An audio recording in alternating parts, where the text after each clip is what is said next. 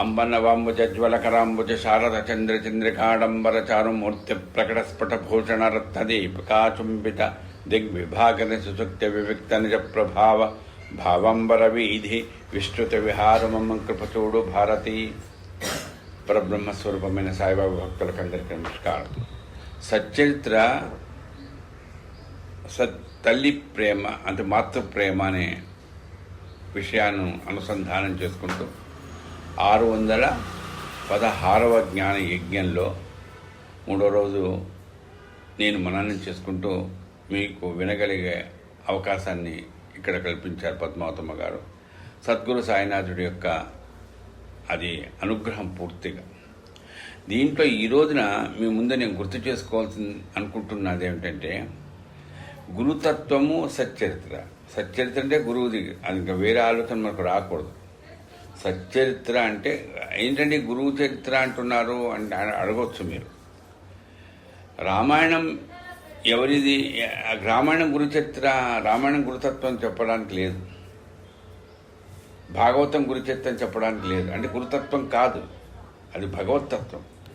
శివపురాణం కానీ దేవి ఏదైనా కానీ. కానీ ఇక్కడ సచ్చరిత్ర మరి గురుతత్వం అంటారేంటండి? పేరు సచ్చరిత్ర కదా. అంటే గురు చరిత్ర అని ఒకటి ఉంది కాబట్టి మరాఠీలో హేమాడి పంత్ గారు సచ్చరిత్ర అని పెట్టాడు అంతే. జస్ట్ ఆ పేరు పెట్టకూడదు కాబట్టి.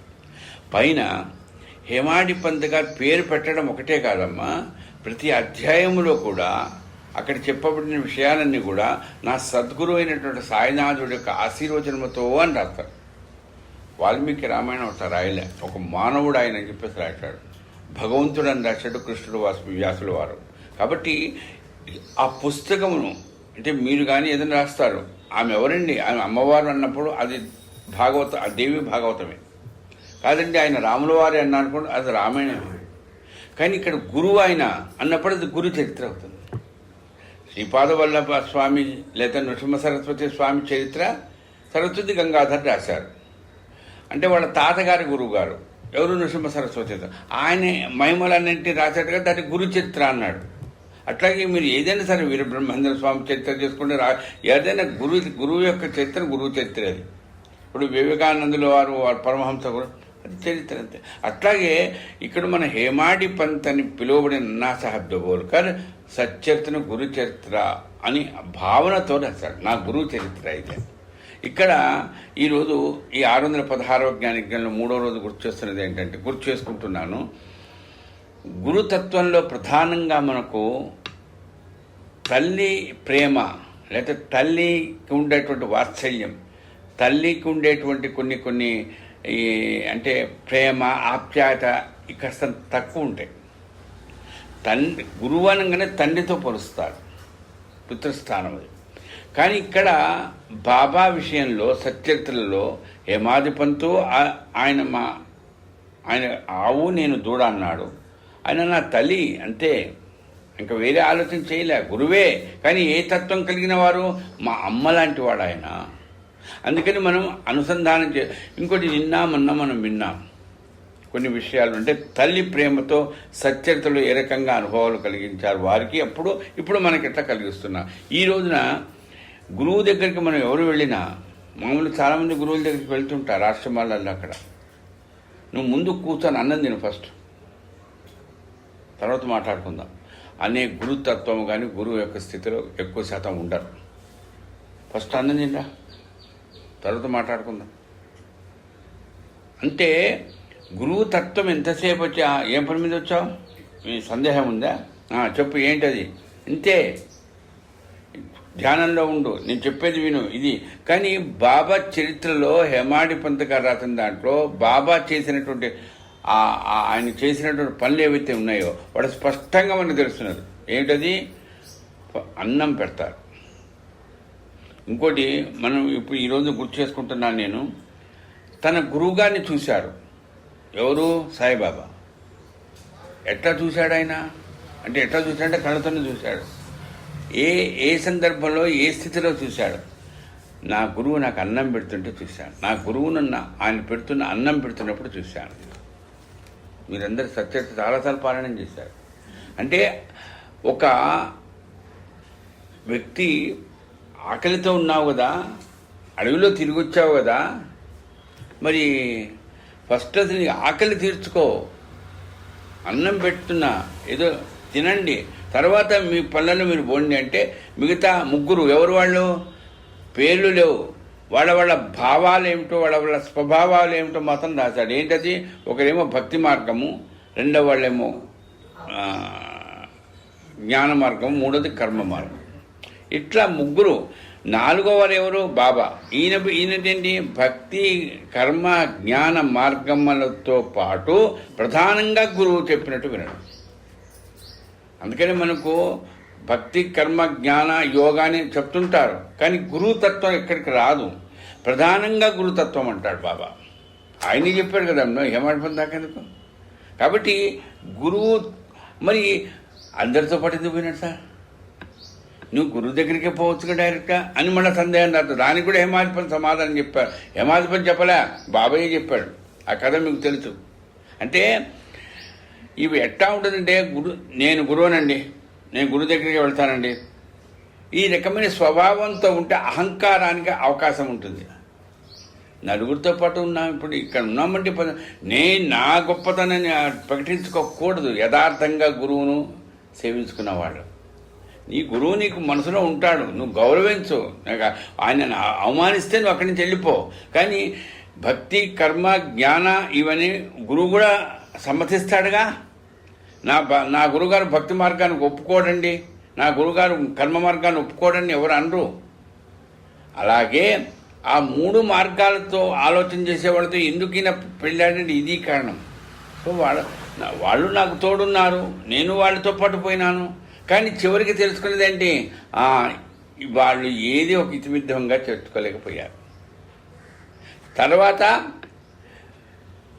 ఆకలి మాకు లేదు, మేము వెతుకుతూనే ఉంటాం, మా పనే ఇది. అది కూడా ఏమిటి? నువ్వు పెడితే నేను తింటానా? నువ్వెవడివి, నీ కులమేంటి, నీ వేషమేంటి, నిన్ను చూస్తుంటేనే అసహ్యంగా కనిపిస్తున్నావే, అట్లాంటి నువ్వు మాకు ఆకలిగా ఉందని తెలిసి మాకు అన్నం పెడతావా? అది మేము తినాలా? చూడండి, అంటే భక్తి కర్మ జ్ఞాన అనే మార్గాలతో ఉండే వ్యక్తులకు ఎవడన్నం పెడుతున్నాడు కూడా ఆలోచిస్తారు. మేము చాలా కష్టపడతామండి, కానీ దానికి ఒక మడి పద్ధతి నియమం ఉండాలండి. నిన్ను చూస్తుంటే ఇదిలాగున్నావు, నువ్వు పెడితే నేను తింటానా? పోనీ ఆకలి లేదండి, ఆకలి లేదు, అరే వాడు పెడితే ఎందుకు ఇప్పుడు ఆకలి లేదు కదా. ఆకలి ఉంది నీకు, పని అలసిపోయావు నువ్వు. కానీ అంటే ఈ భక్తి కర్మ జ్ఞాన యోగ ఏవైతే మార్గాలు ఉంటాయో వాటిల్లో అలసిపోవడం అవుతుంది. కానీ వ్యక్తుల మీద ఉండేటువంటి ఆ వ్యక్తి యొక్క వేషము, ఆ వ్యక్తి చేస్తున్న పనులలో ప్రధానంగా దేన్ని నిరసిస్తాడు? వాడు అన్నాన్ని నిరసిస్తాడు. అసలు అది చాలా తప్పండి. అందుకని చెప్తుంటారు, మీరు వింటుంటారు, అన్నద్వేషము బ్రహ్మద్వేషము చాలా తప్పని. ఇంకా వాడికి గతులుండవు. అట్లా అన్నమును అంటే ఏం సార్ అన్నం అంటే అంత అన్నం వల్లనే కదా ఇదంతా సృష్టి. పైన బృహదారూపనిషత్తులో ఒక కథ ఉంది. భృగుడు అనేటువంటి ఆయన ఒక శిష్యుడు చాలామంది ఉన్నాడు. ఆయన కొడుకు ఒక శిష్యుడు. ఇది మీరు వినుంటారు ఎక్కడున్నా. ఆయన కొడుకే ఒక శిష్యుడు. ఒరే పోయి కొన్ని సంవత్సరాల పాటు భగవంతుడిని గురించి కాస్తంత శోధన చేయండి, తపస్సు చేయండి అని పంపించారట. వెళ్ళొచ్చారట. అప్పుడు భృగుడు కూర్చోబెట్టుకొని అడిగారట, కనుక్కున్నారా భగవంతుడు ఎక్కడున్నాడని? మిగతా వాళ్ళు ఇంకా సరిగ్గా మాకు గోచరం కాలేదు ఏదో. కొడుకున్నాడట. ఎక్కడ చూసావురా? అప్పుడు నేను భగవంతుడిని చూశాను అన్నాడు. ఎక్కడ చూసావురా? అన్నంలో చూశానన్నాడు. అంటే అన్నం అనేది మనం ఏమిటున్నాం అనుకుంటా అంటే ఇది కర్నూలు సోనా ముసిరి అది ఇది మెతుకు. కానీ అన్నం అనేటువంటి దాంట్లో మనకు ఆలోచనకు రావాల్సింది, నీకు నీ ఉనికి కారణమైన శరీరానికి కారణం అన్నమే. అది తిన్నందువల్లే తల్లిదండ్రుల దయ. ఇది అన్నాత్ భవతి భూత అని అంటే మనకు భగవద్గీతలో చెప్తారు. అన్నం యొక్క ప్రాధాన్యత చాలా చెప్తారండి, మనం ప్రాధాన్యత చెప్తారు. కానీ ఒకటి గుర్తుపెట్టుకోవాల్సింది, మనం దేని విషయంలోనైనా దాని యొక్క విశిష్టతలు చాలా చెప్తారు, మనం చాలా బాగా వింటాం, చెవులు బాగానే ఉన్నాయి, అందరికి చెవుడు ఎవడు ఉండదు. కానీ ఆచరణ కంటే ముందు అసలు దానికి ఒక పవిత్రత ఇవ్వమమ్మా. అన్నం గురించి ఎన్నో చెప్పారండి, ఆ యథవ చేస్తే మేము తినాల్సి వస్తుందండి. ఆ యథమైంది, వాడు చేశాడు, నీకు ఇష్టం లేకపోతే నాయన ఇది రుచికరంగా లేదని చెప్పు, వాడిని తిడతావెందుకు? వాడు చేసేటువంటిది నీ ఆహారం, నీకోసం ఆహారమేగా. అంటే వాడిని ద్వేషిస్తున్నావు అంటే వాడు చేస్తున్నటువంటి పదార్థాన్ని ద్వేషిస్తూ దావాడిని చేసేస్తున్నావు. అందుకనే పదార్థమును కానీ పదార్థమును చేసిన వాళ్ళని కానీ ఎప్పుడైతే మనసులో భావనలో కనుక ద్వేషం ఉన్నదంటే దానంత పతనం ఇంకోట్లేదు. అందుకని మనకి ఏదైనా ఎవరైనా పుడతాం మనం అలసిపోయి ఉంటాం, తిరిగిపోండి సార్. మనకు ఎట్లా వస్తుందంటే అది ఏదో టెంప్ట్ అయిపోతాం, ఏం తింటానండి మధ్యలో లేట్ అయిపోతుంది. మామూలుగా అనుకుంటా అక్కడ తినకుండా వచ్చేసాను, నాకు ఎక్కడ అన్నం దొరకలేదు అంటారు. ఇది ఎక్కువగా మనం అంటాం. కానీ బాగా గుర్తుపెట్టుకోండి, అన్నం దొరికితే దొరకవచ్చు, దొరకకపోతే దొరకకపోవచ్చు. కానీ నీకు ఆ పరిస్థితుల్లో అన్నం పెడుతున్నాను తిని పొండయ్యా అని చెప్పినటువంటి వ్యక్తి ఎక్కువ శాతం ఆడవాళ్లే ఉంటారు. ఆ తల్లిలో నువ్వు అమ్మవారిని చూడాలి. అది అమ్మ అన్నం పెట్టేది ఎవరు? భార్య పెడుతుంది. భార్య కూడా అన్నం పెట్టేటప్పుడు తల్లితో సమానమే. చాలామంది చెప్తుంటారు, మనం వింటాం. మరి అట్లాగే తల్లి, అరే ఆమె అన్నం తినిపోమన్నదే, అయ్యా పొరపాటు చేశాను. నువ్వు అంటే ఆ తల్లి అనేటువంటి భావనలో ఏ తల్లి సృష్టి మాయ అంటున్నామే, ఆమె అన్నం పెడుతుంది, పాలిస్తుంది ఆమె కదండి.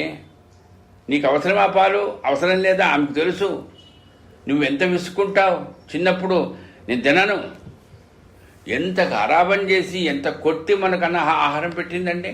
మనకి ఇష్టం లేని వాటిని ఎవరు పెట్టే తల్లేగా. మరి ఆ తల్లి ఎవరు? మాతృదేవోభవ. నిజమే, దేవోభవ అంటున్నావు. కానీ ఆ తల్లిలాగా అంటే పద్మావతమ్మ గారు ఇంకొక ఆయన ఎవరు పెడుతున్నారు. ఎవరు పెడుతున్నారు? అది పేరు కాదు, ఆమెలో తల్లిని చూడు ఫస్ట్. అలా భావించుకున్నప్పుడు ఏమవుతుందంటే ఆ భావనలో నీకు పెట్టేది ఆహారమా కాదు, అమృతం. అది టిఫినా ఇంకోట కాదమ్మా. అందుకని ఎప్పుడైనా సరే ఏ పదార్థాన్నైనా మనం స్వీకరించేటప్పుడు ఆ పదార్థంలో ఉండేటువంటి భగవంతుణ్ణి, పెట్టిన వాళ్ళలో ఉండే భగవంతుణ్ణి గుర్తు చేసుకుని చేయాలి. ఈ చెత్త తీసుకున్నావా, ఈ చెత్త తీసుకున్నావా, ఆమె నా గౌన్ తీసుకుందా, ఇవి అనవసరం నీకు. కాబట్టి భావన ఎప్పుడూ కూడా అది ఏదైనా సరే, ఒక వస్తువు తీసుకుంటే ఇది నాకు బాబా ఇచ్చాడు, ఈ పనిలో నేను వెళ్తున్నాను, ఇది బాబా, ఇది కళ్యాణ్, అది మా కారు కాదు సార్, అది సాయి రథం సార్. అది సాయి రథమా? ఆయన సాయిబాబాకి ఇదొకటేనా, ఇంకా లేవా? అంటే భావన, నేను దాంట్లో కూర్చున్నా అంటే ఆయన నాకు ఇచ్చిన రథంలో కూర్చోగలుగుతున్నాను, భావనే కదండి. మరి ఆ కంపెనీ ఏదో నాకు తెలియదు, మరి వాళ్ళందరూ ఎందుకు అంటే మనకుండే నమ్మకం. అందుకని ఎప్పుడు కూడా వ్యక్తిగతంగా దృష్టిని బట్టే అనుభవిస్తారు. దేశమని దేశభావ, తైసనుభవ. కాబట్టి మనము అన్నం దగ్గర ప్రధానంగా అది భోజనం కానీ టిఫిన్ కానీ ఏదైనా కానీ ఒక పదార్థాన్ని ఒక వ్యక్తి అమ్మ తినిపోండమ్మా అనగానే, తినిపోండయ్యా బాబా అనగానే కొద్దిగా పండి. అందుకని చెప్తున్నా అమ్మా, అన్నం ఒకటే కాదు. మీరందరూ ఎన్ని 100 సార్లు విని ఉంటారో. ఏది సత్యనారాయణ స్వామి కదా, 100 సార్లు. అన్నిటికీ మామూలే. ప్రసాదం తినిగిపోకపోవడం వలన మొగుడు వచ్చేస్తున్నాడు, ఏమైందో తెలుసుగా కథ. జస్ట్ ప్రసాదమే కదండి. ఎన్నోసార్లు ఎన్నో కథలు అంటే అది కూడా తప్పే. అంటే ప్రసాదం వచ్చేసలు కాదు. నీకు ఆహారం నుంచి ఎంత గొప్పగా మనం భావించుకోవాలమ్మా. దానివల్ల అట్లనే మనం విన్న విషయాలు ఏమి విన్నా ఇది ప్రసాదమే. ఇక్కడ మన ఈ వింటున్నవి మాటలు, శబ్దాలు, లేకపోతే భాష కాదు, ఇది కూడా వేదంలాగా ప్రసాదం. అందుకని వేదాలు ఎప్పుడు కూడా మనం తయారు చేస్తే రాలేవి, మనకు అందినటువంటి అవి, అదొక అమృతం. అట్లాగే ఈ సత్యతలో మనం వింటున్నాం, బాబా ఇచ్చిన ప్రసాదం ఇది. ఆహారం తింటే దేనికి వస్తుంది శక్తి? శరీరానికి వస్తుంది, కానీ మనస్సుకు రాదమ్మా. వస్తుంది, ఇటు శరీరంతో పాటు మనసుకు కూడా వస్తుంది. ఎప్పుడుది? నీ భావనను బట్టి. అందుకనే ఇక్కడ నేను గుర్తు చేస్తున్నాను, కథలో భాగంగా మీకు తెలుసు, చాలాసార్లు సత్యత చదువుకున్నారు. బ్రహ్మజ్ఞానం అడగడానికి వచ్చాడు, వెంటనే నాకు బ్రహ్మజ్ఞానం ఇవ్వని. తెలుసుగా కథ అంతా. నేను అందుకని కథలనే టక్ చెప్తున్నా. చివరికి ఏమైంది? అది బాబా ఒక ఆధ్యాత్మికమైన విందు పెట్టాడు. అదేమన్నా ఆయన బజ్జీలు లేకపోతే పరవాన్నం పెట్టాడమ్మా. ఆ బ్రహ్మజ్ఞానం అడిగిన వాడి కోసం ఏ ఐటము తయారు చేయలేదే. మీరు ఎన్నిసార్లు చదివి ఉంటారు? నేను ఈరోజు నాకు గుర్తుకొస్తున్నది కాబట్టి చెప్తున్నాను మీకు. ఆయన ఆధ్యాత్మిక విందు పెట్టాడన్నాడు హేమాడిపంత్. మరి మరి ఏదైనా పెడితే ఇది బాగుంది, ఇంకాస్త పెట్టమ్మని అడుగుతారు. మరి వాడు ఎందుకు తీసుకోలే? వాడికి ఆధ్యాత్మికమైన విందు అంటే భావనలో ఆధ్యాత్మికత లేదు, భగవంతుడి మీద భావన లేదు. ఎంతసేపు లౌకికమే. లౌకికంలో ఎప్పుడైతే ఏదైనా అడగడానికి పోతే లోభత్వం ఏర్పడుతుంది. అది ఆటోమేటిక్గా సహజంగా లౌకికంగా అంతే. నేను ఇస్తే నాకేమొస్తుంది? ఆధ్యాత్మికత దాంట్లో ఆలోచన అసలు రాకూడదు. నిన్న ఈ తల్లితో మాట్లాడుతూ కొన్ని విషయాలు గుర్తు చేసుకున్నాను అంతే. మా అమ్మకి నేను చేస్తే నాకేమొస్తుంది? ఈరోజు ఆలోచిస్తున్నారు. అమ్మకు నువ్వు చేసేది ఏంది? అసలు ఆలోచన రావచ్చా? నాన్నకి చేసి ఏమొస్తుంది? ఇది అంటే సంస్కారహీనత్వంగా. అందుకని మన ఆలోచనలు ఎప్పుడు బాబాకు చేస్తున్నాను, నా గురువుకు చేస్తున్నాను అంతే. చేసే అదృష్టం నాకు కలిగింది భావనలో. అది వింటున్నాం, ఇది బాబా నాకు ఈ టైంకు నాకు వచ్చింది. ఎందుకంటే కరెక్ట్ టైంకి వచ్చాడండి డాక్టర్, లేకపోతే నేను వెళ్ళిపోయిందేవాళ్ళం. ఎవరు వస్తారు? ఆ టైంకి వచ్చి ఆ మందు పడకపోతే రోగం పెరుగుతుంది కావచ్చు, కానీ అది తాత్కాలికమే. ఆ జ్వరం తగ్గొచ్చు, ఆ కడుపు నొప్పి తగ్గొచ్చు, ఆ వామిటింగ్స్ తగ్గొచ్చు, కానీ మళ్ళా రావచ్చుగా. కానీ అప్పుడు అమ్మా ఈరోజు ఈ సత్యర్థులు ఇది వినకపోయి ఉంటే, అది పదార్థం కాదండి, మందు కాదండి, కానీ శరీరానికి సంబంధించింది కాదు, ఇది మనస్సుకు ఆహారం. అందుకని మనస్సుకు భావన ఉంటేనే అది అనుభవిస్తారు తప్ప భావన లేకపోతే అనుభవించరు. యథార్థానికి లౌకికంగా అయితే ఇంతే. ఏం పెట్టారు, ఎంత పెట్టారు, ఏమైంది, షుగర్ ఎంత, ఇది ఇది ఇది ఇంతే. కానీ అది ఆధ్యాత్మిక భావనలో ఆలోచన చేస్తే నా గురువు నాకు కనిపించాడు. పెట్టిందేమో అతను, ఈయన గురువు కనిపించడం ఏంటి? అదే మనం అంటే నీకు ఆహారం పెడుతున్నప్పుడు, తింటున్నప్పుడు నీ గురువును గుర్తు చేసుకుంటున్నావు. ధ్యాస. నేను తింటున్నా అమ్మా, మా అమ్మ ఎక్కడో అమెరికాలో ఉంటుంది, గుర్తు చేసుకుంటాను. ఏంటి ఎవరిని గుర్తు చేసుకుంటున్నానండి? నువ్వు పక్కనే ఉన్నావుగా, మా అమ్మాయిని గుర్తు చేసుకున్నాను అంటాం భార్యతో. గుర్తుకొస్తారు. ఎందుకు? ప్రేమ, అభిమానము, లేకపోతే రక్త సంబంధం. కానీ గురువు గుర్తు రావాలిగా. వస్తాడా? వచ్చాడే అనుకో, అప్పుడు అది పెట్టేది ఆహారం కాదు, అది అమృతం. అది శరీరానికి శక్తినిస్తుంది. అలసిపోయాడు శారీరకంగా, వెతికి వెతికి వెతికి వెతికి. ఇంకోటి గుర్తుపెట్టుకోండి, సచ్చరితలో నుంచే నేను గుర్తు చేసుకుంటున్నా. ఎప్పుడు ఇది ఆహారం పడిందో, ఆహారం ఎప్పుడో బాగా అలసిపోయంగానే నాకు ఆయన లాంటి వాడు పెట్టాడండి, నెక్స్ట్ ఇమీడియట్గా నాకేమొస్తుంది తెలుసా? కాసేపు రెస్ట్ తీసుకుందాం సార్. నాకైతే అట్లాంటి బుద్ధి వస్తుంది. 2 రోజుల నుంచి ఆహారం సరిగ్గా లేదు, పెట్టాడైనా శివశంకర్ గారు, ఎంత బాగుందో. 2 గంటల పాటు నిద్రపోతా. ఏసీ ఉందా ఇంట్లో? ఇట్లా అడుగుతా, అంతే కదా. ఇక్కడ చూడండి, పెట్టాడు. ఆ పెట్టినటువంటి ఆయనలో గురువుని చూశాడు. ఆ గురువు అన్నాడట, వస్తావా? ఇప్పుడే తిన్నాను కదా బాబు. ఇదండి సచ్చరిత్ర. సచ్చరిత్ర అంటే ఇది. వస్తావా? ఇప్పుడే కదయ్యా తిన్నది, అలసిపోయాను అడవిలో వెతికి. లేదే, వస్తా. ఎక్కడికైనా లేదు. మళ్ళా చూడండి క్వశ్చన్, వస్తావా? వస్తా. ఎక్కడికి సార్? ఇంకో హోటల్కి తీసుకుపోతారా? ఎన్నో అడుగుతాం మనం.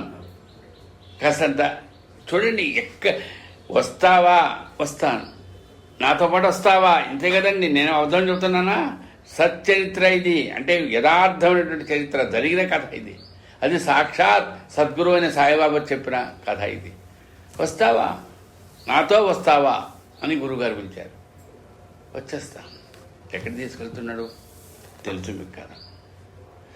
అంటే అర్థం చేసుకోండి అమ్మా, అన్నం పెట్టేది అమ్మ, పాలిచ్చేది అమ్మ, కానీ సద్గురువు సాయి ఇచ్చేది మనకు వీటికన్నిటికంటే గొప్పైనటువంటి ఆత్మజ్ఞానాన్ని ఇస్తాడు ఆయన. మనకు ఆ దృష్టి ఉంటే, మనకు ఆ భావన ఉంటే, మనకు ఆ ఆలోచన ఉంటే, మనకు ఆ అనుభవం ఉంటే, ఈ పాలు, ఈ ఆహారం తర్వాత ఆకలి మళ్ళీ అడుగుతుంటాం. అది ఒకసారి అందుకని చూడండి, తెల్ల కిందలుగా వేలాడగట్టడం. ఇది ఎవరెవరో చాలామంది చాలా రకరకాల వ్యాఖ్యలు చేస్తారు. అంటే తిండి తిన్న తర్వాత అడవిలోకి తీసుకుపోయి ఈ రకంగా కష్టపెడుతున్నాడు. అది కష్టపెట్టడమేగా, అది కదా మామూలుగా కాదు, తల్లకిందులుగా. నీళ్లు తగలడానికి లేదు, గట్లు అందవు చేతికి. ఎన్నేట 2 నిమిషాలు 3 నిమిషాలు కాదు, 2.5 గంటల పాటు వచ్చాడట. మళ్ళా బాగున్నావా? ఏమనుభవం కలుగుతున్నది? అనుభవం నేను మాటల్లో చెప్పలేదయ్యా, మూర్ఖుండి అన్నాడు. ఇవన్నీ మనము అర్థం చేసుకొని నాలాంటి వాడికి గుర్తు చేసే అవకాశం ఇచ్చింది తల్లి. నేను గుర్తు చేస్తున్నది ఏంటంటే, మన గురువుగారి దగ్గర ఎట్లా మనం ప్రవర్తించాలి. మనం సచరితను చదువుకొని విని విని ఏం ఆలోచన చేస్తున్నాం కాదు, ఏం ఆచరణలో పెడుతున్నాం. మనకు కాస్తంత తెలిసిందనుకోండి, అడిగారు, నాకు తెలుసండి, నేను చెప్పేస్తానండి. అదే నిజంగా సాక్షాత్ గురువే అడుగుతున్నాడు. భావన, నీ మూర్ఖుడినయ్యా, ఇంత చెప్పేవాళ్ళు మీ మూర్ఖురా? అమ్మ పొరపాటు చెబుతున్నా నేను. అంటే అంటే మూర్ఖులన్నంత మాత్రం మూర్ఖులు కాదు. అక్కడ ఏమైందంటే విద్యా వినయ సంపన్నే, వినయం చాలా ప్రధానమైంది. ఎంత జ్ఞానం నువ్వు అమృతం పెట్టినా కూడా, అంత శక్తి ఉన్నా కూడా, అది కూడా ఏమిటి, తల్లకిందులుగా బావిలో వేలాడగడితే అది ఎట్లా ఉందిరా బాబు అంటే ఆనందంగా ఉందని దాన్ని చెప్పలేనన్నా. అంటే ఏమిటిది? ఇది సృష్టి స్థితి. అది అమ్మకే తెలుస్తుంది. ఏ అమ్మ? మీ అమ్మ, మా అమ్మ. అంతే తెలుసు కదా మీకు. కడుపున 9 నెలలమ్మ, తలకిందులేగా. తలకిందులు లేకపోతాడు, చచ్చిపోతాడు. ఇది సైన్స్, అందరికీ తెలుసు. ఇప్పుడు 7వ తరగతి పిల్లవాడికి చెప్తాడు గూగుల్లో కొడితే. కాబట్టి ఈ తల్లకిందులుగా ఉన్నప్పుడు నువ్వు మరి ఆ ఆనందం నువ్వు వ్యక్తం చేయగలుగుతావా బయటపడిన తర్వాత? అసలు అది గుర్తుకు రాదు. ఏమోనమ్మా, ఎందుకు పుట్టించావు నన్ను, ఇట్లాంటి వస్తాయి ఆలోచన. అసలు ఆ స్థితిని ఎవరు చెప్తాడండి? ఒక్క కార్తికేయుడు సుబ్రహ్మణ్య స్వామి వాళ్ళ అమ్మకు నాన్నకు చెప్పారట. అది పురాణమ్మని చెప్తుంది. అమ్మ, తల్లి కడుపున ఉండేటువంటి స్థితి అని ఉపదేశం చేస్తానంటారు. నెల ఎట్లా ఉంటాను. మరి ఇంత గొప్పగా ఉండేటువంటి, అంటే తల్లకిందులుగా ఏమీ లేదు, అది ఒక అగమ్యంగా ఉంటుంది. మరి ఆ స్థితిలో ఆనందమా? ఆనందమే. ఎవరికి ఆనందం? తల్లికి ఆనందం. కదులుతుంటే, తన్నుతుంటే మరి నీకేం ఆనందం? అది అంటే ఆ ఆనందం ఏంటి? తల్లికి ఆనందము, అదే నాకు ఆనందం. అది కానీ మనం ఇక్కడ బయటపడిన తర్వాత ఆమెతో నాకు సంబంధం, బొడ్డు కోసం ఖర్చు. అంటే నాకు నేను ఆనందంగా ఉన్నా. ఇది కడుపులో ఉన్నప్పుడు ఆనందంగా ఉన్న బాధపడ్డాను నువ్వు చెప్పడానికి నీకు చేతనవుతుందా? ఎవరైనా చెప్పేది ఆనందంగానే ఉంటారు. కానీ దాన్ని చెప్పు ఏమిటి? ఎవడైనా మూర్ఖుడేనమ్మా. ఎన్నెన్ని విషయాల గురించి ఎవరెవరైనా మీ ఏదైనా సైన్స్ గురించి ఏదైనా చెప్తారేమో కానీ సంగీత జ్ఞానము ఇంకో జ్ఞానం ఇంకో తల్లి కడుపున నువ్వు ఎట్లా ఉన్నావు నువ్వు చెప్పరా అంటే అది ఎవరికి సాధ్యం కాదు. ఇంకా ఏదో ఎక్కడికో తమిళనాడుకో పోతే పోయిన జన్మలో నువ్వు కుక్కవా పందివా బ్రాహ్మణివా చెప్తారేమో కానీ నీ తల్లి కడుపున నువ్వు 9 నెలలు ఎట్లా ఉన్నావో సైంటిఫిక్గా ఏదో ఈ తర్వాత కళ్ళు వస్తాయి, ఈ తర్వాత ఇవి వస్తాయి, ఇవన్నీ అవి చెప్తారు. కానీ ఆ అనుభవం అంటే భావన వాడిలో ఉండేటువంటి వ్యక్తం, వాడు కూడా ఒక జీవేగా, తల్లిలో ఒక భాగం, అంతే కదండి. ఈమె అన్నం తింటే వాడికి పోతుందట, ఈమె గాలి పిలిస్తే వాడికి పోతుందట. ఇది నేనేమో వేరే కథ చెప్పడానికి మనం అనుభవించాం, మీరు నేను అందరం అనుభవించాం. కానీ చెప్పలేదు. అంటే ఆనందం ఉంది, కానీ ఆనందం ఎట్లా ఉంది? తల్లకిందులుగా ఉన్నానయ్యా, మూర్ఖుణ్ణయ్యా. నాకు తెలుసు సైన్స్ జియోలజీ ఏదో ఉన్నది కదా, బట్ ఆ సైన్స్ ప్రకారం తెలుసు, సైన్స్ తెలుసు, నీకు విజ్ఞానం ఉంది. కానీ అదేది ఆ పొర బయట వస్తుందే, ఆ పొరను పెట్టుకొని అహంకారాన్ని పోతున్నావు. అందుకని అయ్యా అది గురువు మనకిచ్చే ఆధ్యాత్మికమైన విందు. వాడికి ఎందుకు అదంతా, వాడికి చెవులున్నాయి, వాడు వింటాడు. కానీ హేమాడి పంత్ చెవులున్నాయి, విన్నాడు.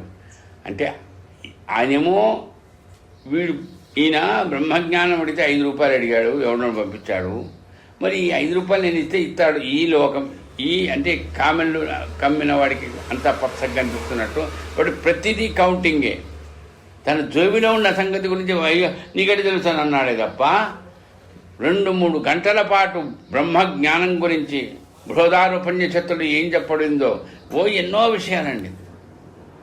రాజేంద్ర ప్రసాద్ ఇంకొక ఆయన ఉపన్యాసాలు చెప్పినట్టుగా ఉంది, కానీ సాయిబాబా ఎక్కడ ఉపన్యాసాలు చెప్పారు లేదు, సత్యం ఇక్కడే.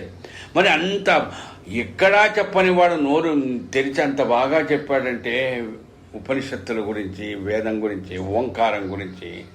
అది నిజంగా మనం ఉండుంటే బాగుండేది అక్కడ. వివేకానందుడు అండి షికాగోలో చెప్పాడంటే దాన్ని ఇప్పుడు వీడియోలో చూపిస్తుంటే అబ్బా నిజంగా అంత గొప్పదా అని.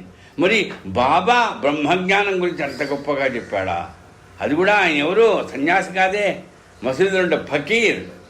మసీదులో ఉండే ఫకీర్కి ఇంత సనాతన ధర్మానికి సంబంధించినటువంటి ఆ విషయాన్ని అంత పూసగుచ్చినట్టు, ఎక్కడ తప్పు లేదు, ఎక్కడ ఎక్కువగా చెప్పలేదు, తక్కువగా చెప్పలేదు. లక్షణములు ఏమిటో, వాటి వివరాలు ఏమిటో అన్నీ అంత బాగా చెప్పాడంటే ఎన్నాళ్ళు ఆయనకు సాధన చేసి ఉండాలి, ఎన్ని పుస్తకాలు చదవాలి కాదు. ఆ రకమైన బ్రహ్మ జ్ఞానానికి సంబంధించిన లక్షణాలను ఆచరణలో పెట్టగలిగినటువంటి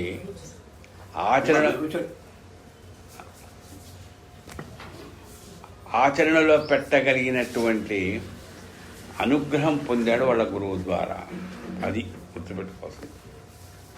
ఎట్లా చెప్తున్నారండి అని చెప్తున్నా, వాక్ అంటే మాట్లాడినంత మాత్రం అందరూ మాట్లాడతారా? మీరు ఎట్లా సార్ ఎన్ని 616 జ్ఞాన యజ్ఞం సార్, ఎంత మదన చేసి ఉండాలి, ఎంత గుర్తు చేసుకొని నిజమే.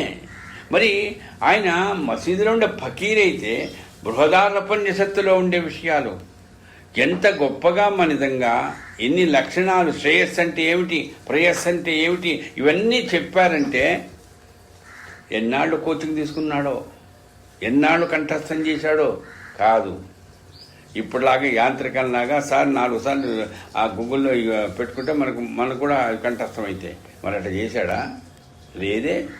మరి అట్లాంటి అంటే అర్థం చేసుకోవాల్సిందంటే నీ ఏ పని చేస్తున్నా, అంటే తాను స్నానం చేస్తున్నా, తను నిద్రపోతున్నా, తను ఎవరితోనో మాట్లాడుతున్నా ఆ గురువు చెప్పిన మాటలే గుర్తు చేసుకునేవాడు. ఇది మనం గుర్తు చేసుకోవాలి.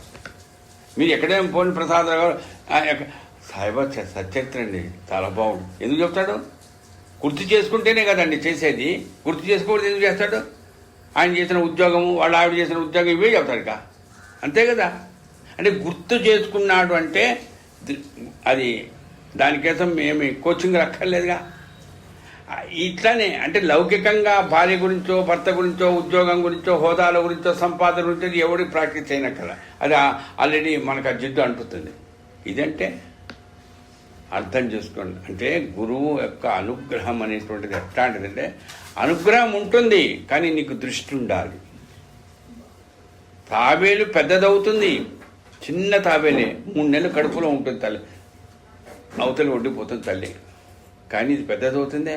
ఎట్లా అవుతున్నది? ప్రకృతిలో చూస్తూ ఉంటుందట, అంతే. ఆ కంటి చూపుతో ఆ రకంగా పెరిగిపోతుంది. నా గురుగారిని ఎప్పుడూ నేను చూస్తున్నా అంటే ఇట్లా చూస్తున్నాడు కాదు, దృష్టి అంటే దృక్క కాదు, దృష్టి ధ్యాస. కాబట్టి ఎప్పుడు ఆమె సత్యత గురించి మాట్లాడుతుందండి. ఎందుకు? దృష్టి అట్లా ఉంది, ధ్యాస ఉంటుంది. దృష్టి ఉంటే ఆటోమేటిక్గా ధ్యాస ఉంటుంది.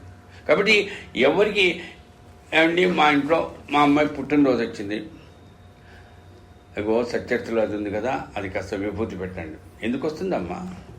హ్యాపీ బర్త్డే టు కేక్ ఎక్కడి నుంచి తెచ్చా, ఇదే గుర్తుకొస్తాయి. మరి ఎందుకు వస్తున్నాయి మనకు? కారణం దృష్టి. అక్కడ అనుగ్రహం ఉన్నదా లేదా కాదమ్మా, అనుగ్రహం అందరికీ ఉంటుంది. కానీ ఆ అనుగ్రహం కంటే ముందు నీ దృష్టి ఉంటుంది. ఈ రకంగా దృష్టి ఉంటేనే అది ధ్యాస, అది ధ్యానం. అట్లాంటి దృష్టిలో తల్లి కడుపున ఉండడం ఎంత విశేషమైనదో, ఆ రకంగా ఆ తల్లిని చూసి, అదే గురువుని చూసి, ఎట్లా ఉన్నావు భావిలో మూర్ఖున్నాను, ఇంత గొప్పగా చెప్తున్నా అన్న.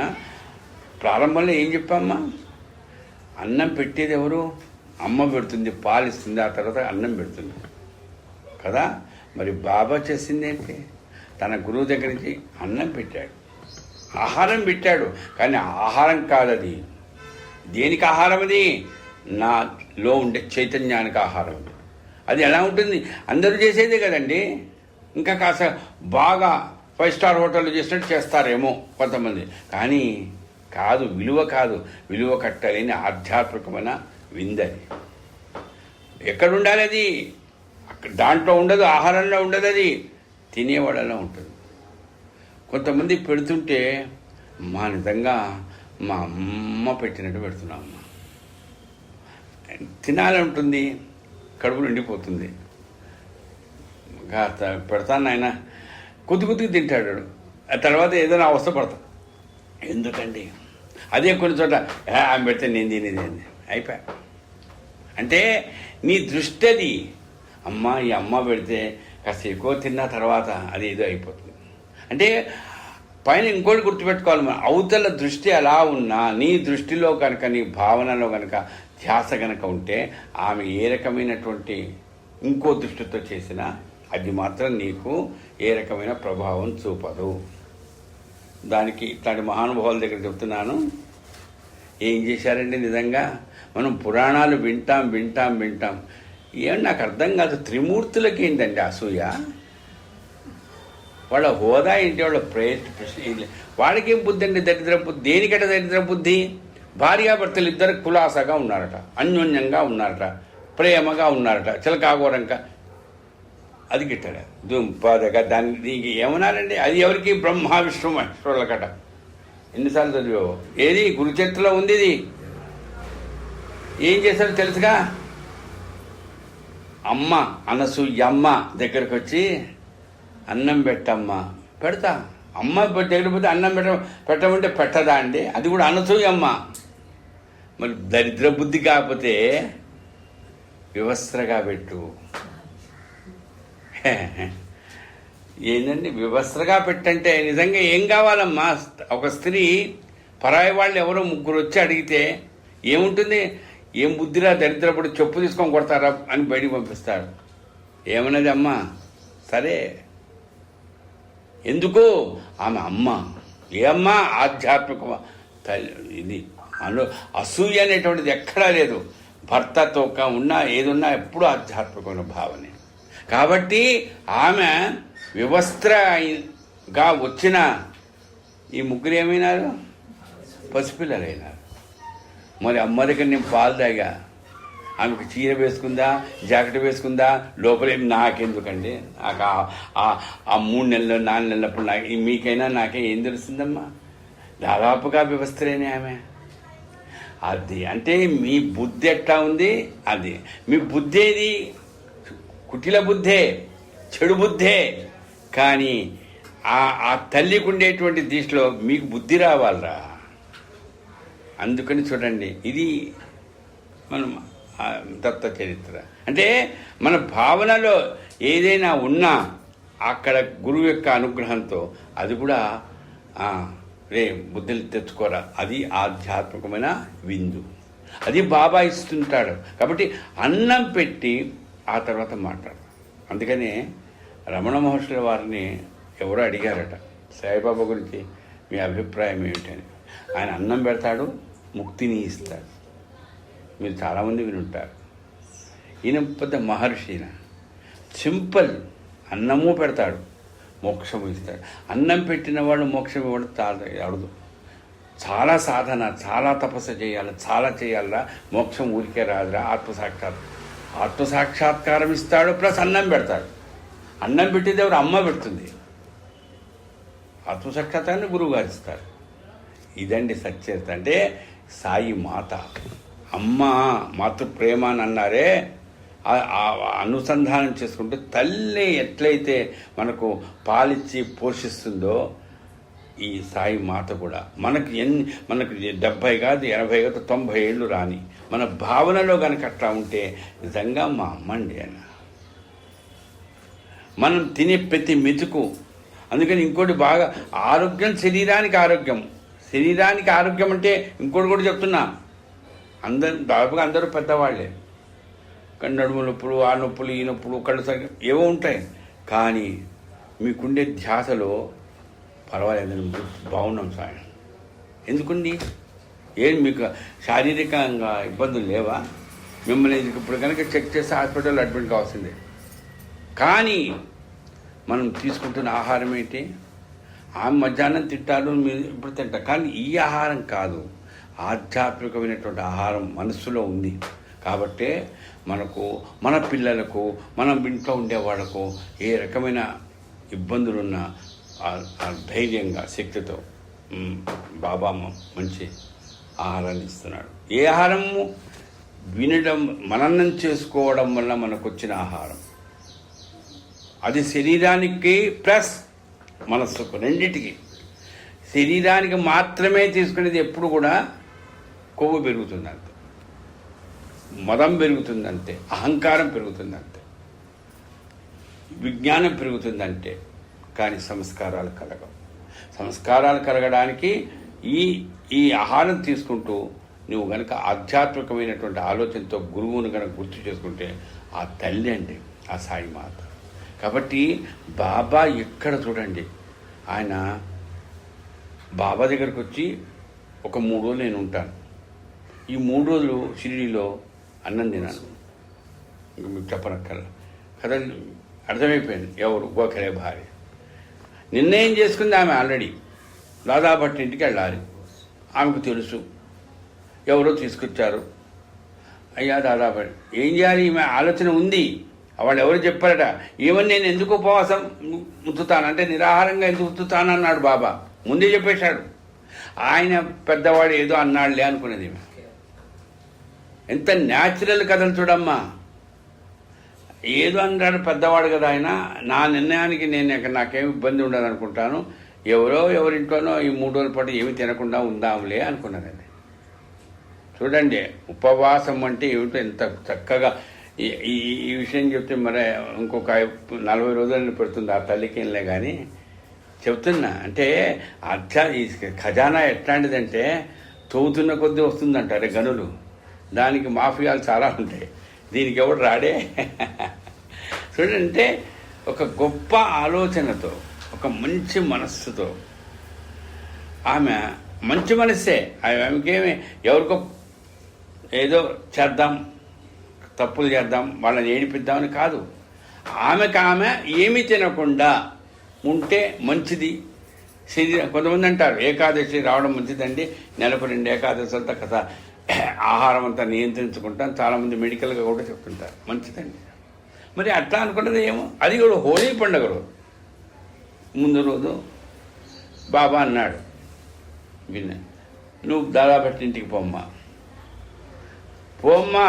చూడండి బాబా డైలాగులు ఎట్లా, పోమ్మా పోయి వాళ్ళ ఇంట్లో వాళ్ళ పిల్లలకి అన్నం వండి పెట్టు, నువ్వు తిను. చూడండి సెంటెన్స్ మొత్తం వినండి, ఏదో సగం దాకా విని లేదా మొదట వినేసి కాపాడొద్దండి. చూడండి అలా బట్టి ఇంటికే పోదామనుకున్నది ఈమె. ఆ ఇల్లు తెలుసు, కానీ వాళ్ళ ఇంట్లో వాళ్ళ పిల్లలకి అన్నం వండు, వాళ్ళకి పెట్టు, నువ్వు తిను. నేను వాళ్ళ ఇంటికి వెళ్తే వాళ్ళ ఆవిడ ఉంటుంది కదా, వాళ్ళ ఆవిడ వండి పెట్టి నాకు వండి పెడుతుంది, లేకపోతే నేను ఇట్లా ఉపవాసం అంటే ఊరుకుంటుంది కదా, వాళ్ళ పిల్లలకి నేనెందుకు వండాలి? ఎవరైనా అంతే కదమ్మా, ఎవరైనా అదే కదా. మీకు తెలుసు ఆడవాళ్ళకందరికీ ఈ పరిస్థితి 3 రోజులు ఏదో ఇబ్బంది ఉంటుంది. మీరు మా ఇంటికి వస్తారు, మా ఆవిడకి ఇది ఇబ్బంది ఉంటుంది, ఆ సార్ వాళ్ళ ఇంటికి పోండి 3 రోజులు కాస్త వాళ్ళ పిల్లలకి పెట్టండి. ఏమవుతుంది, బాగానే చేస్తుంది కదా వంట, నాకు కూడా చేసి పెడుతుందో లేదా అవసరం లేదని అనుకుంటాం. కానీ జరిగింది ఏంటి అక్కడ, ఆ పిల్లలు పండగ పూట ఏదన్నా కాస్త రుచికరంగా స్పెషల్స్ అంటే చికెన్ కాదు, ఇట్లాంటి మంచి చేసుకొని తినాలి. అమ్మ ఉండి పెడు సడన్గా ఈమె ఎంటర్ కాగానే ఆమె కాస్త బయటపడేది. తెలుసు మీకు అన్ని, ఆడవాళ్ళకి చెప్పనక్కర్లా. బా నిజంగా బాబా చరిత్ర మననం చేసుకుంటే ఇది ఎట్లా తెలుసా సార్ అంటే, ఆడవాళ్ళకి ఆ రకంగా వయసుటువంటి ఆ టైంకు పిల్లలకు నెక్స్ట్ డే నుంచి పండుగ, అదైతే హోలీ పండుగ అయితే మంచిది తినే, ఎవరు వండి పెట్టారు. ఇప్పటిలాగా స్విగ్గీలు ఏం లేవు, ఏ హోటల్కి పోలేరు, ఏం తెప్పించుకోలేరు. అబ్బా ఆంటీ నువ్వు సమయానికి వచ్చావండి, లేకపోతే మా అమ్మని అంతే. అప్పుడు అమ్మా బాబా ఏమన్నావయ్యా, నువ్వు వండు, వాళ్ళకి పెట్టు, నువ్వు తిను. వాళ్ళకి మాకు పెట్టావుగా, నువ్వు కూడా తింటావా తినవా, పిల్లలమ్మా వాళ్ళు ఎప్పుడు తినాలి కదా. ఇది ఆమె నిర్ణయం చేసుకుని, పిల్లలు ఎప్పుడైతే మొండిపడ్డారో మా ఇంటికి వచ్చి మాకు వండి పెట్టి నువ్వు తినకుండా పోతావా, తినో. అది పిల్లల చనువు ఎట్లా ఉంటుందో చెప్పలేను. అట్లాంటి చనువులో తప్పలే. ఇదంతా బాబాకు తెలుసా అండి. అంటే ఆహారం ఎప్పుడు కూడా నేను తినను నీకు పెట్టను, అది కాదు ఉపవాసం. చాలామంది ఈరోజు మొన్న ఏకాదశి కదా, ఏకాదశి అండి సోమవారం అండి, మేము తినం మీకు పెట్టాం. మా ఇంట్లో అందరూ అంతే ఖాళీ. ఎవడండి, అరే నువ్వు తినకపోతే తినకపో, ఏదో తిను, కానీ వచ్చిన వాడికి పెట్టనడం పడడం ఏంటి? ఎవరింటికంటే పోతే వాడు నీకు వండడం వచ్చు, నీకు ఇది మంచిగా రుచికరంగా స్వీటు హాట్ అన్నీ చేస్తావు, కానీ వాళ్ళకి పెట్టరు. ఈ ఉపవాసం చేసే వాళ్ళకి ఇది కూడా ఉందండి. అంటే మీ బంధువులు ఉన్న వాళ్ళకి బాగా వస్తాం, అన్నీ చేస్తారు. మేము ఉపవాసం ఉండి మేము వండమండి, అసలు కిచెన్లో మేము వంట. ఎవరు చెప్పారు ఇది, ఎక్కడుంది? ఇది బాబా చెప్పే అమ్మ పెట్టే ఆహారం. నువ్వు నీ నియమాలు, ఇది దేనికి? ఆధ్యాత్మికమైన ఆలోచన కలగడానికి, దృష్టి. కాబట్టి ఎప్పుడైనా సరే ఏ స్థితిలోనైనా తల్లి అనేటువంటిది ఇప్పుడు మరి మాలిన తల్లి మనస్తత్వం. ఎంత దూరం నుంచి వచ్చిన అన్నం తినవరా? ఏ వయసు 90 ఏళ్ళు ఆమెకైతే 60 ఏళ్ళ వాడు రిటైర్ వస్తుంటాడు ఆఫీస్ నుంచి. తిన్నావా? ముసల్దానా మంచం మీద పడుకునో కనీసం లేచి మంచినీళ్ళు ఇవ్వడానికి చేత కాదు, నన్ను అడుగుతావు ఎందుకని వీడు అంటాడు. అయినా వింటుందండి. ఎందుకు అడుగుతుందండి? ఏం భార్య వండి పెట్టదా? ఏమో పెట్టిందో లేదో రా నీ భార్య, పని అదొకటి. ఆమె మీద కోడల మీద వేస్తుంది. అంటే నేను ఏమనుకోకమ్మా, ఇవన్నీ ఏంటి తల్లి స్వభావం అమ్మా. అది నేను తినలేదు, నాకు వయసు పెరిగిపోయింది, నువ్వు తిన్నావా నాన్న? ఏరా వచ్చిందా జీతం ఈరోజు, ఎంత నాకు ఇస్తున్నావు? అది తల్లి స్వభావం కాదు. అంటే తల్లి మాతృ ప్రేమ ఎట్లా ఉంటుంది, అదే రకంగా బాబా నీ హోదా, నీ సంపాదన, నీ డబ్బులు నీ కాదురా, నువ్వు తిన్నావా లేదా. అంటే ఆహారం శరీరానికి కాదు, ఆ శరీరం ఆహారం తినేటప్పుడు సత్యత ద్వారా అమ్మ ఏదైతే ఉందో ఆమె ఏమిస్తుంది? ఆధ్యాత్మికమైన విందిస్తుందా. అన్నపుణ్యే సదా పుణ్యే శంకర ప్రాణవల్లభే జ్ఞాన వైరాగ్య సిద్ధార్థం శక్తాన్ని చేత భావం. అంటే భిక్ష వెళ్ళి అడుగు, అమ్మ పెడుతుంది నీకు. ఏమిటి? జ్ఞానము వైరాగ్యం. అందుకనే ఎవరో ఈ కాశీలో జ్ఞానయజ్ఞం చెప్పినప్పుడు వీరు సచ్చరిత చెప్తారా అండి అంటే, సచ్చరిత చెప్పక నేనేం చెప్తాను, ఆ శివపురాణం అనేది నాకు రావు. నేను అంటే రేపో ఎల్లుండో ఇంకా కాశీకి వెళతామనంగా సామ్యద షణ్ముఖ శర్మ గారు ఎవరో కాశీ యొక్క విశేషత చెప్తూ అంటే నాకు ఎట్లాంటి అనుగ్రహాలు కలుగుతాయంటే బాబా లీలల్లో ముందైతే మర్చిపోతానేమో వాళ్ళు చెప్పింది. జస్ట్ ఇంకా 2-3 రోజుల్లో నువ్వు చెప్పబోతున్నావా దీని విశేషత ఇదిరా. చాలా అనుభవాలు ఉన్నాయండి. ఏంటట, ఈశ్వరుడు సాక్షాత్ ఈశ్వరుడు ఏ క్షేత్రంలో కూడా బిచ్చమెత్తలే.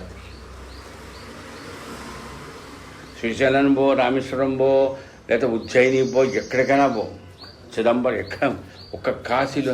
అరే కాశీలో ఆయన బిచ్చమెత్తాల్సిన అవసరం ఏంటి సార్? అది అన్నపూర్ణ దగ్గర, ఆయన భార్యే కదా ఆమె. ఎన్నెన్నో కథలు చెప్తారండి. మీరు కూడా చాలాసార్లు విన్నారుగా. కాశీలో చెప్పాను నేను ఇది.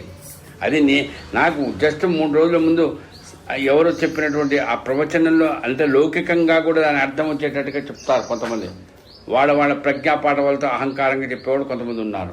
కాదండి, ఏమిందట, ఈశ్వరుడి తత్వం మీకు తెలుసు. ఆయనంతా ఈ రుచికరము, ఈ ఆహారము, ఈ విందులు ఇవన్నీ కాదురా. మనకు కావాల్సింది భగవంతుడి యొక్క స్మరణ, గురువు స్మరణ, అంతే. అది ఎవరికి ఉంటుంది? ఈశ్వర తత్వం.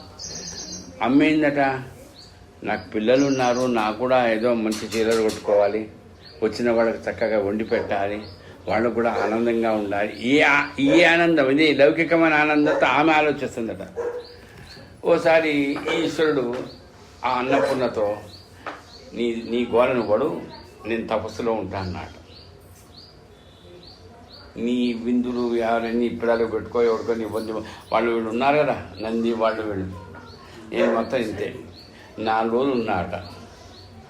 ఇంక ఈయనకు అదే ఏదో పెడుతుంటే హాయిగా ఉన్నాను, ఈ 4 రోజులు ఇంత సరే నాలిక కాదు, అది ఏదో లోటుగా ఉంది, కాస్త నాకు పెట్టు అన్నాడు.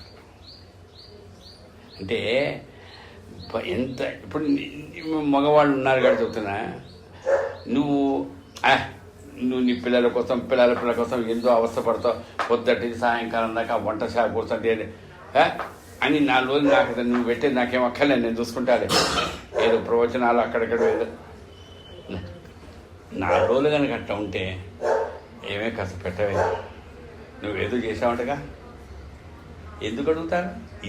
ఇది ప్రకృతిలో ఏ పురుషుడికైనా తప్పదు, ఈశ్వరుడికైనా తప్పదు. అందుకని అందరికీ భిక్ష వేసి ఆ భిక్షగాన్ని కూడా కోటీశ్వరుని చేయగలరు ఈశ్వరుడే. అమ్మ దగ్గరకు వచ్చి అడుక్కున్నాడు. ఏమడిగాడు? ఇదే, నా భార్య వెండి, నువ్వు సాధారణచారిని వెండి, నువ్వు అందరికీ ఇస్తావే, అదే నాకు కూడా ఇవ్వు అని కాశీలో అది కూడా అడగడంలో విశేషం. అది అంటే ఆయన ఈశ్వరుడు ఎవరు? గురువు. అయిన ఇది ఇట్లా అన్వయం చేసుకుందాం మనం. ఆ గురువు ఏం చేశాడు? సాక్షాత్ ఆయన భార్య ధర్మపత్నే కావచ్చు, కానీ ఆమె శక్తి స్వరూపుడి. ఆ తల్లి నాకు పెట్టు. ఎందుకంటే మధురత, ప్రేమ, ఈ ఆప్యాయత ఆడవాళ్ళ ద్వారా వస్తుంది, కానీ మగవాళ్ళ ద్వారా రాదు. నువ్వేం మాయా శక్తి నువ్వు. కాబట్టి ఇంత గొప్ప భావనతో కాశీలో అంటే అప్పుడు నాకు అనిపించింది, ఓహో బాబా షిరిడీలో ఎందుకు భిక్షమెత్తాడో అర్థమైంది. భిక్షమెత్తడం ఏంటండి? ఈశ్వరుడు సాక్షాత్ ఈశ్వరుడు ఆయన. మా ఇంటికి వచ్చి రొట్టె పెట్టమ్మా, కాస్త ముక్కలు చేసినా పర్వాలేదు, నువ్వు పెట్టమ్మా, ఈ అడుక్కోవడం ఏందండి? ఎందుకు? ఈశ్వరుడు ఆయన. వీళ్ళెవరు? ఆడవాళ్ళు శక్తి స్వరూపులే. అమ్మా పెట్ట. వీళ్ళు నిజంగా ఎంత అదృష్టవంతులు అంటాడు హేమాడిపల్లి. చూడండి ఎంత సచరిత్రలో, అంటే మనము పురాణాలలో నిన్న స్వామి చెప్పినట్టుగా దేవి భాగవతమేనా సచ్చరిత్ర. ఈరోజు వింటున్న భిక్ష ఏమిటి? శివుడు చేయడం ఏంటి? అమ్మ ఇక్కడ బాబా చేసింది ఏంటి? ఇదొకటి. అంటే భిక్ష దాన్ని ఎవరు చేయాలి? భిక్ష చరిత్ర మీకు వాళ్ళు కానీ ఆయన రావడం ఏంటి? ఈశ్వరుడే మన ఇంటికి వస్తున్నా అంటే బాబా ఎంత గొప్ప సాయి మాత అర్థం చేసుకోండి. మనం పోయి ఎక్కడికో పోయి భిక్ష వేసి మనం ఏదో పుణ్యము, మనం ఏదో ఆ ఆధ్యాత్మికమైనటువంటి అనుగ్రహం పొందాలి ఎక్కడికన్నా పోతే, కానీ సాక్షాత్ ఆయనే మన ఇంటికి వస్తాడంటే అవి వచ్చినప్పుడు మనం గుర్తించగా అది వచ్చింది పిచ్చోడు. అదే అదే అంటే బాబా షిరిడీలో వచ్చాడు కదండి, మా వైదేహి నగర్లో రాడేమో కాదు, ఎక్కడికైనా వస్తాడు. ఎప్పుడు వస్తాడు?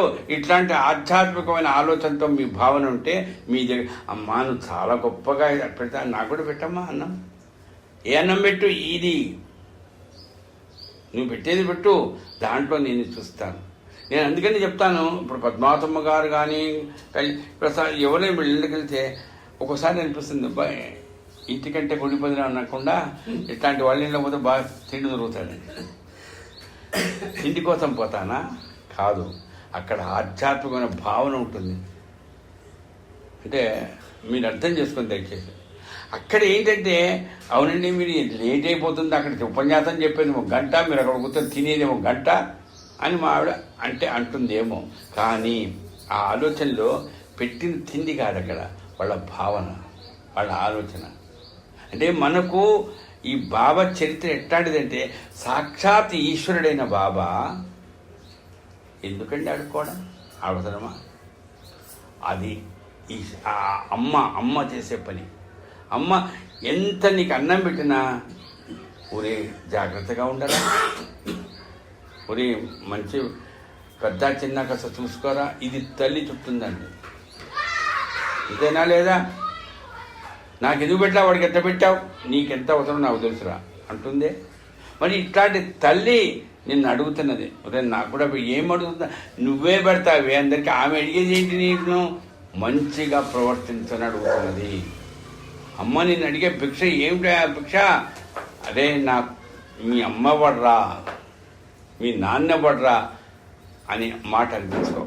అంటే ప్రవర్తన ఓరి నాయన మీ అమ్మకి నువ్వే ఇట్లయితే మీ అమ్మ ఎట్లాంటిదో వద్దు, అంత వద్దది. తల్లి తండ్రి గురువుకి ఎక్కడ చెడ్డపేరు రాయకుండా తేడా. అది అంత గొప్ప ఆలోచనను బాబా ఇంటికి వచ్చి భిక్షం అడిగాడే. ఇక్కడ మనం ఎంతసేపు వచ్చి షిరిడీలో ఆయన భిక్షం అడిగాడు. వాళ్ళు ఎప్పుడు పోతుంటారు, ఈ లక్ష్మీబాయి శెట్టి ఇల్లు అండి, ఇది తాతయ్య గారి ఇల్లు అండి, ఇది మహాసపతి గారి ఇల్లు, ఇక్కడికి వచ్చాడండి ఈ అరుగులు. నేను పవిత్రమైంది కాదని నేను అనను, అంతవరకే పరిమితం కాకండి. మనం ఇప్పుడు సత్యతను మననం చేసుకుంటున్నాం. నిన్న మనం చెప్పినట్టు నువ్వు ఎక్కడున్నావు, ద్వారకామాయి ఎక్కడ ఉన్నా బాబాను గుర్తు చేసుకుంటూ సత్యతను మననం చేసుకుంటే అదే ద్వారకామాయి అని ఆయనే చెప్పారు కదా. దాని రకంగా అనుభవాలు పొందుతున్నాం కదా. మరి ఇప్పుడు బాబా భిక్షకు వచ్చాడు. ఒకసారి ఈ తల్లి చెబుతుంది, నన్ను అడిగాడండి, మేము చేశామండి. ఎందుకు వస్తున్నాయి ఇవన్నీ?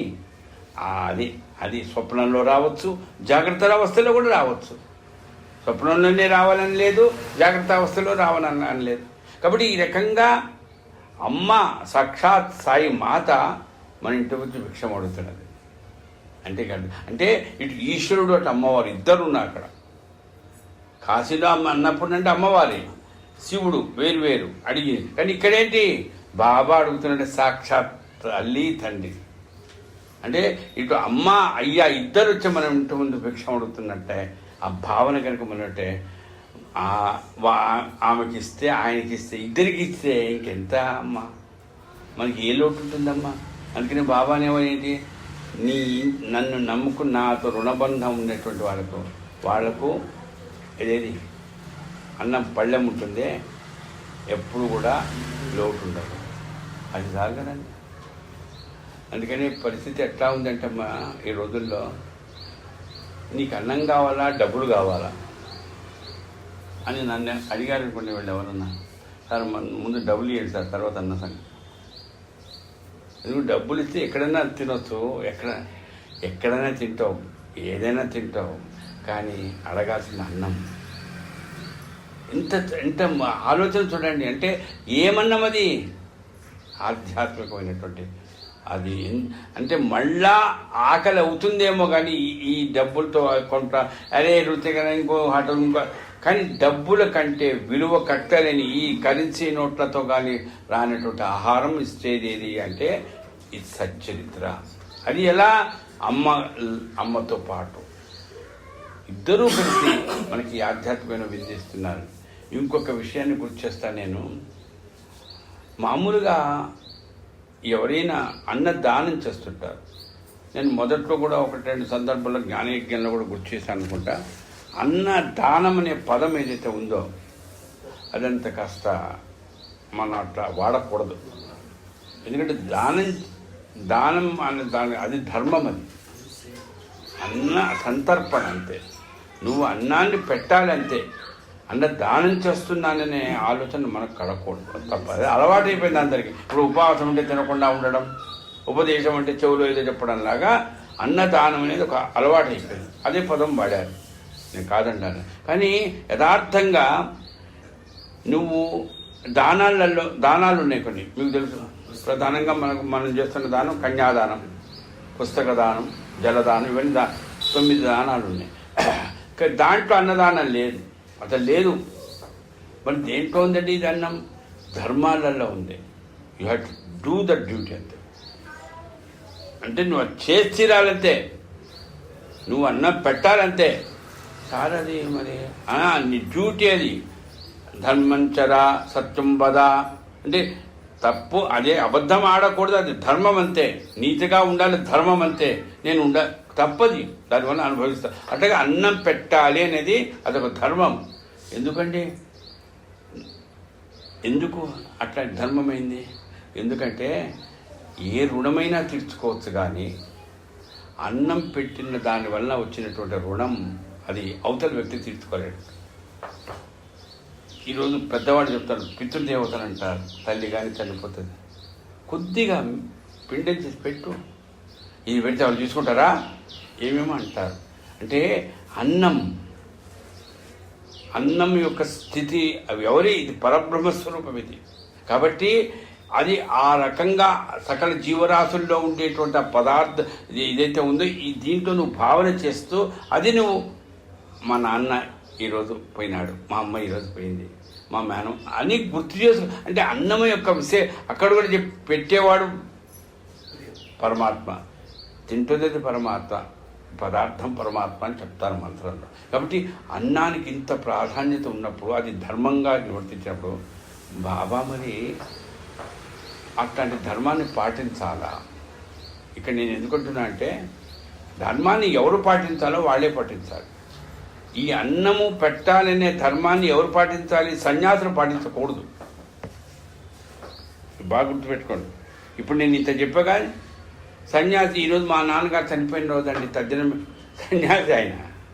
నా అమ్మ లేరు, నాన్న లేరు, బంధువులు లేరు. ఇప్పుడు అది కూడా ఎక్కువైందని కూడా వదిలిపెట్టాను. అంటే కొంతమందికి లేదమ్మా, అధర్మం, అది తప్పు. ఏది?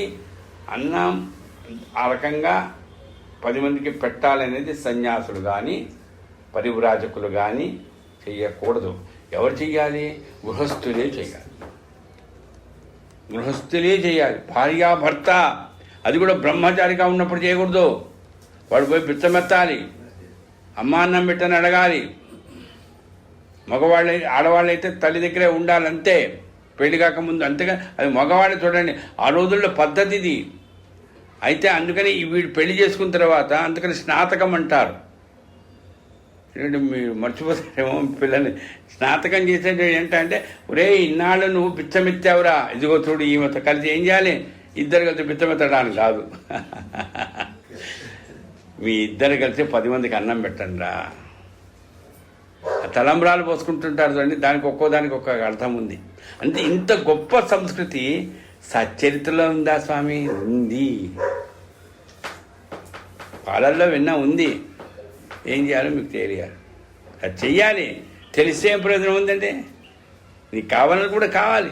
అట్లనే సచ్చరిత్రలో ఈ రకంగా మనము ఎవరు నీకు ఆ ధర్మాన్ని పాటించాల్సింది ఆయన. మరి బాబా గృహస్థ, బాబా బ్రహ్మచారిగా, సరే బిచ్చమెత్తాడు, బాగానే ఉంది. మరి గృహస్థగా అనేటువంటి అతను భార్య లేదు, ఎవరు లేని ఆయన ఎందుకు అన్నదానం చేశాడు? ఆ టైం అయ్యేటట్టుగా 12:30 దాటిందంటే చక్కగా గిన్నె చేసి అన్ని ఎందుకు చేశాడు? అవసరమా?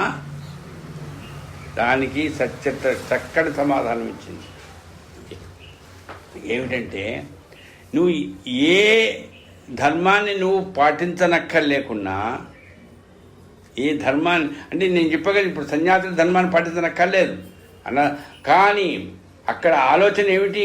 ఆయనకు ఇది తల్లి ఇస్తున్నది, నాకు ఆ తల్లి నా చేత చేయిస్తున్నది. ఈ ద్వారకమ్మ, ఈ సాయి మాత, మా గురువు గారు నాకు ఇచ్చింది. ఎందుకంటే మా గురువు గారు నాకు పెట్టింది ఇదే, నేను పెడుతున్నాను. అంతే కదమ్మా. ఇప్పుడు మా నాన్న ఏ ఆస్తి ఇస్తా నా ఆస్తి నాకు వస్తుంది అంటే నా గురువుగారు నాకు ఇచ్చింది ఈ అన్నం ద్వారానే, నేను కూడా అదే పెడుతున్నా. ఆలోచన చూడండి. ఏంటంటే ఎవరు పెడతారు? అమ్మ, అమ్మే.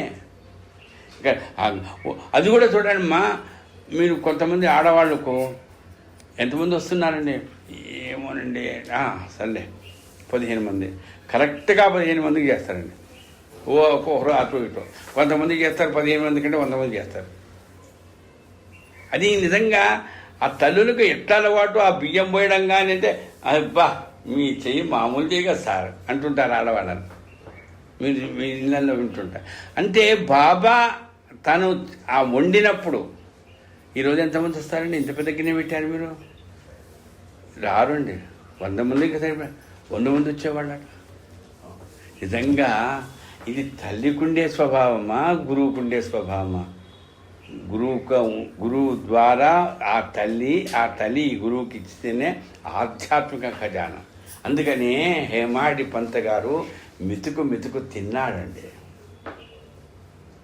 ఈరోజు ఈ అమ్మో ఈ స్వామో పెడితే మనం తింటున్నాం, అన్నదానాలని అవన్నీ ఇవన్నీ. కానీ సాక్షాత్ పోనీ కొంతమంది చేస్తారు, సార్ ఎంత అవుతుంది సార్, ఈరోజు ఎంతమంది వస్తారు సార్? 200 మంది. ఎంత అవుతుంది సార్? 20,000 సార్, తీసుకోండి, క్యాష్ ఇచ్చేస్తాను, నేను వస్తా వీలైతే. అది చాలా అనకూడదు, క్షమించాలి నన్ను.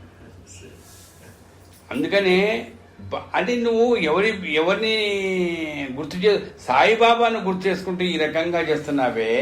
సాయిబాబా ఏనాడైనా చివరికి వస్తువులు కూడా, పప్పు కానీ ఉప్పు కానీ ఏదైనా కానీ, బియ్యమట మామూలుగా మనం క్షమించాలి, మీరు అంతే కానీ మీరు దేవాలయ నిర్వాహకులు కాబట్టి రోజు అన్నదానం చేస్తారు. ఏదో బియ్యం వేద్దాంలే, ఏదో బియ్యం అంటే చాలా బియ్యాలు ఉన్నాయి కదా రకరకాలు. మనకి ఇప్పుడు హైలీ కాస్ట్లీ క్వాలిటీ ఉండే బియ్యం అంటారే, దానికి ఒక పేరుంది. ఎక్కడ మహారాష్ట్రలో బాగా కాస్ట్లీ అట. నాకు అది గుర్తు రాలేదు, మూలంలో ఉంది. అంటే బాబా నాకు ఇచ్చిన అనుగ్రహాన్ని అనువాదం చేసింది. నాకు తోతడి ఏంది దీని మరాఠీ పదం అంటే కాదు అది నరహరిదేవ్ గారని ఆయన చెప్పాడు. ఇది మరాఠీలో ఇప్పుడు మీరు సోనా మసూరి ఇంకోటి ఏదో అంటారే, అట్లాగే అక్కడ ఆ బియ్యమట, ఆ బియ్యమే కొనేవాడటండి. కొనేవాడండి. సార్ వచ్చే నెలలో ఇస్తా సార్, క్రెడిట్ ఇవ్వండి సార్, డబ్బులు వస్తాయో రావో సార్, నా బుద్ధి అది. కానీ బాబా ఒక్క పైసా కూడా ఆ పదార్థానికి వాడికి ఎంత ఇవ్వాలో అది క్యాష్ ఇచ్చి తీసుకుని రాశాడండి మూలంలో హేమాడి పంత్ గారు. ఎందుకంటే ఆయన చూశాడు ఎట్లా బాబా ఆ కూర 2 షాపులు అంటే మామూలుగా మనం కూడా షాపులో ఎంతరా 50 రూపాయలు సార్ కేజీ. 50 రూపాయలకి 40 ఇస్తావా? ఈ బేరం బుద్ధి మనకు కూడా ఆయన చేసేవాడట. కానీ మీరు చదవకపోతే దయచేసి చదవండి అమ్మా సచ్చరిత్ర మూలమును. ఏం చేసేవాడు ఎంత మొదట అయితే చెప్తాడు 50 కదా, 40కి ఇవ్వాయ్ అనేవాడట. కానీ 50 రూపాయలు ఇచ్చేవాడట. అమ్మ కళ్యాణ్ గారు చప్పట్లు కొడుతున్నారు. మీలాంటి మనస్సు అది కూడా ఇవ్వచ్చు. అంటే ఎంత అంటే మీరు వ్యాపారస్తున్నా 10 రూపాయలు సంపాదించుకోవాలి. నాకేమైంది, నాకు డబ్బులు ఎందుకు? నిజంగా తల్లి ఏడుపు వస్తుందో ఆనందపడుతుందో తెలియదు, కానీ ఇదండి ఆయన అంత తల్లికి ఉండే మనస్తత్వం, మాతృ ప్రేమ అంటారే. నా దగ్గరికి వచ్చి తినిపోయేవాళ్ళు ఏం సార్ బియ్యం మంచి బియ్యం పడారు ఎంత సార్ని అడగకూడదు, తినాలి. అది కూడా చూడండి, ఏది ఎలా ఉండాలో అలా వండాడు ఆయన. వండింది అమ్మ కానీ అయ్య కాదు. ఈశ్వరుడు ఎక్కడ వండాలా? అన్నపూర్ణమ్మ వండింది, వండుతూనే ఉంటుంది, మీరంతా వాళ్ళే. కానీ మగవాడికి అంత అందుకని నలబియ్యం పాకం అంటారు, కానీ ఏమో మగవాళ్ళకంటే ఆడవాళ్ళే. కానీ వీళ్ళు తక్కువ. ఇక్కడ ఈశ్వర తత్వం ప్రకృతి తత్వంలో ప్రకృతే చేస్తుంది అంతే. అట్లాంటి దాంట్లో ఈయన కొంతమంది మీకు వండడం వచ్చా సార్, అది నాకు వచ్చి కాబట్టి నా ఏడుస్తున్నా సార్. ఏమిటంటే వాళ్ళ ఆవిడ సరిగ్గా ఉండదు అట. అందుకని ఈ వండడం వచ్చిన వాళ్ళతో పెళ్లి చేసుకోకూడదు అంటుంటారు కొంతమంది ఆడవాళ్ళు. ఆమె వెనకాల నవ్వుతున్నది. అంటే వాళ్ళు కనుక వచ్చిందనుకో దీంట్లో ఎక్కువ దాంట్లో అమ్మ నాయనగా చంపేస్తారు. ఇంకా రాత్రి పడుకున్నా కూడా ఇంక ఇదేనా సార్, నీకు చేత కాదు అది ఇదే. అట్లా ఇది వండడం చూడండి, రుచికరంగా వండడం అనేది నిజంగా అది ఈశ్వరుడికే సాధ్యమవుతుంది. ఎప్పుడూ అమ్మ వెంట ఉంటే. సాంబుడు అంటారు, అందుకనే సా ప్లస్ అంబ అంటే శివ ప్లస్ అమ్మ. ఆ ఇద్దరు కలిసినప్పుడు నిజంగా అమ్మకిచ్చిన వంట చేయడంలో ఇంకా ఈయన గెలిచాడండి. అయిపోయా అర్ధనారీశ్వరులైనటువంటి ఆ ఇద్దరు చక్కగా ఎంత రుచికరంగానో. ఇప్పుడు స్వీట్గానే ఉండాలా, హాట్ లాగా ఉంటే ఎట్లా? ఏం సరే స్వీట్ లాగా లేదా, ఎంత పైన ఇప్పట్లాగా రెడీ టు ఈట్ లాగా పాకెట్లు లేవు. వాటిని నూరాలి, ముక్కలు చేయాలి, అన్నీ చేసేవాడటండి. సార్ నాకు కాస్త హెల్ప్ చేయమ్మా, ఇంట్లో పని ఏం లేదుగా, వచ్చి నేను రేపు అన్నదానం ఇది చేస్తున్నా, అన్నం పెడుతున్నా. ఒక్కరిని అడిగేవాడు కాదట, ఒక్కరిని కూడా అడగడట. మగవాళ్ళని అసలు అడగడు, ఆడవాళ్ళని అసలు రానియడట. మీ ఇంట్లో మీరు వండే ఎక్కడికైనా మధ్యాహ్నం ఆరిపోయినా అమ్మా పోయి వండమ్మా, మీ అని పెట్టమ్మా, తొందరగా పోమ్మా ఇంటికనే వాడట. మీరు అక్కడే అవస్థ పడుతుంటారు వంట అంటే. చూడండి ఎంత ఎంత మాతృప్రేమ అండి బాబాకు. నిజంగా ఈ పద్మావతమ్మ గారి ఈ 108 రోజులు నామం చేసిన స్థల ప్రభావం ఇది. ఇంత వ్యావహారికంగా ఇంత గొప్పగా నాకు మననం అవుతున్నదంటే ఆ తల్లికి వాళ్ళ ఆయనకి నమస్కారం అండి. ఎందుకంటే క్షేత్రం ఇది. అంటే తల్లి ఆ రకంగా సాయి మాత వండిన పదార్థంలో ఎక్కడైనా ఏదైనా పొరపాటు రాకూడదు.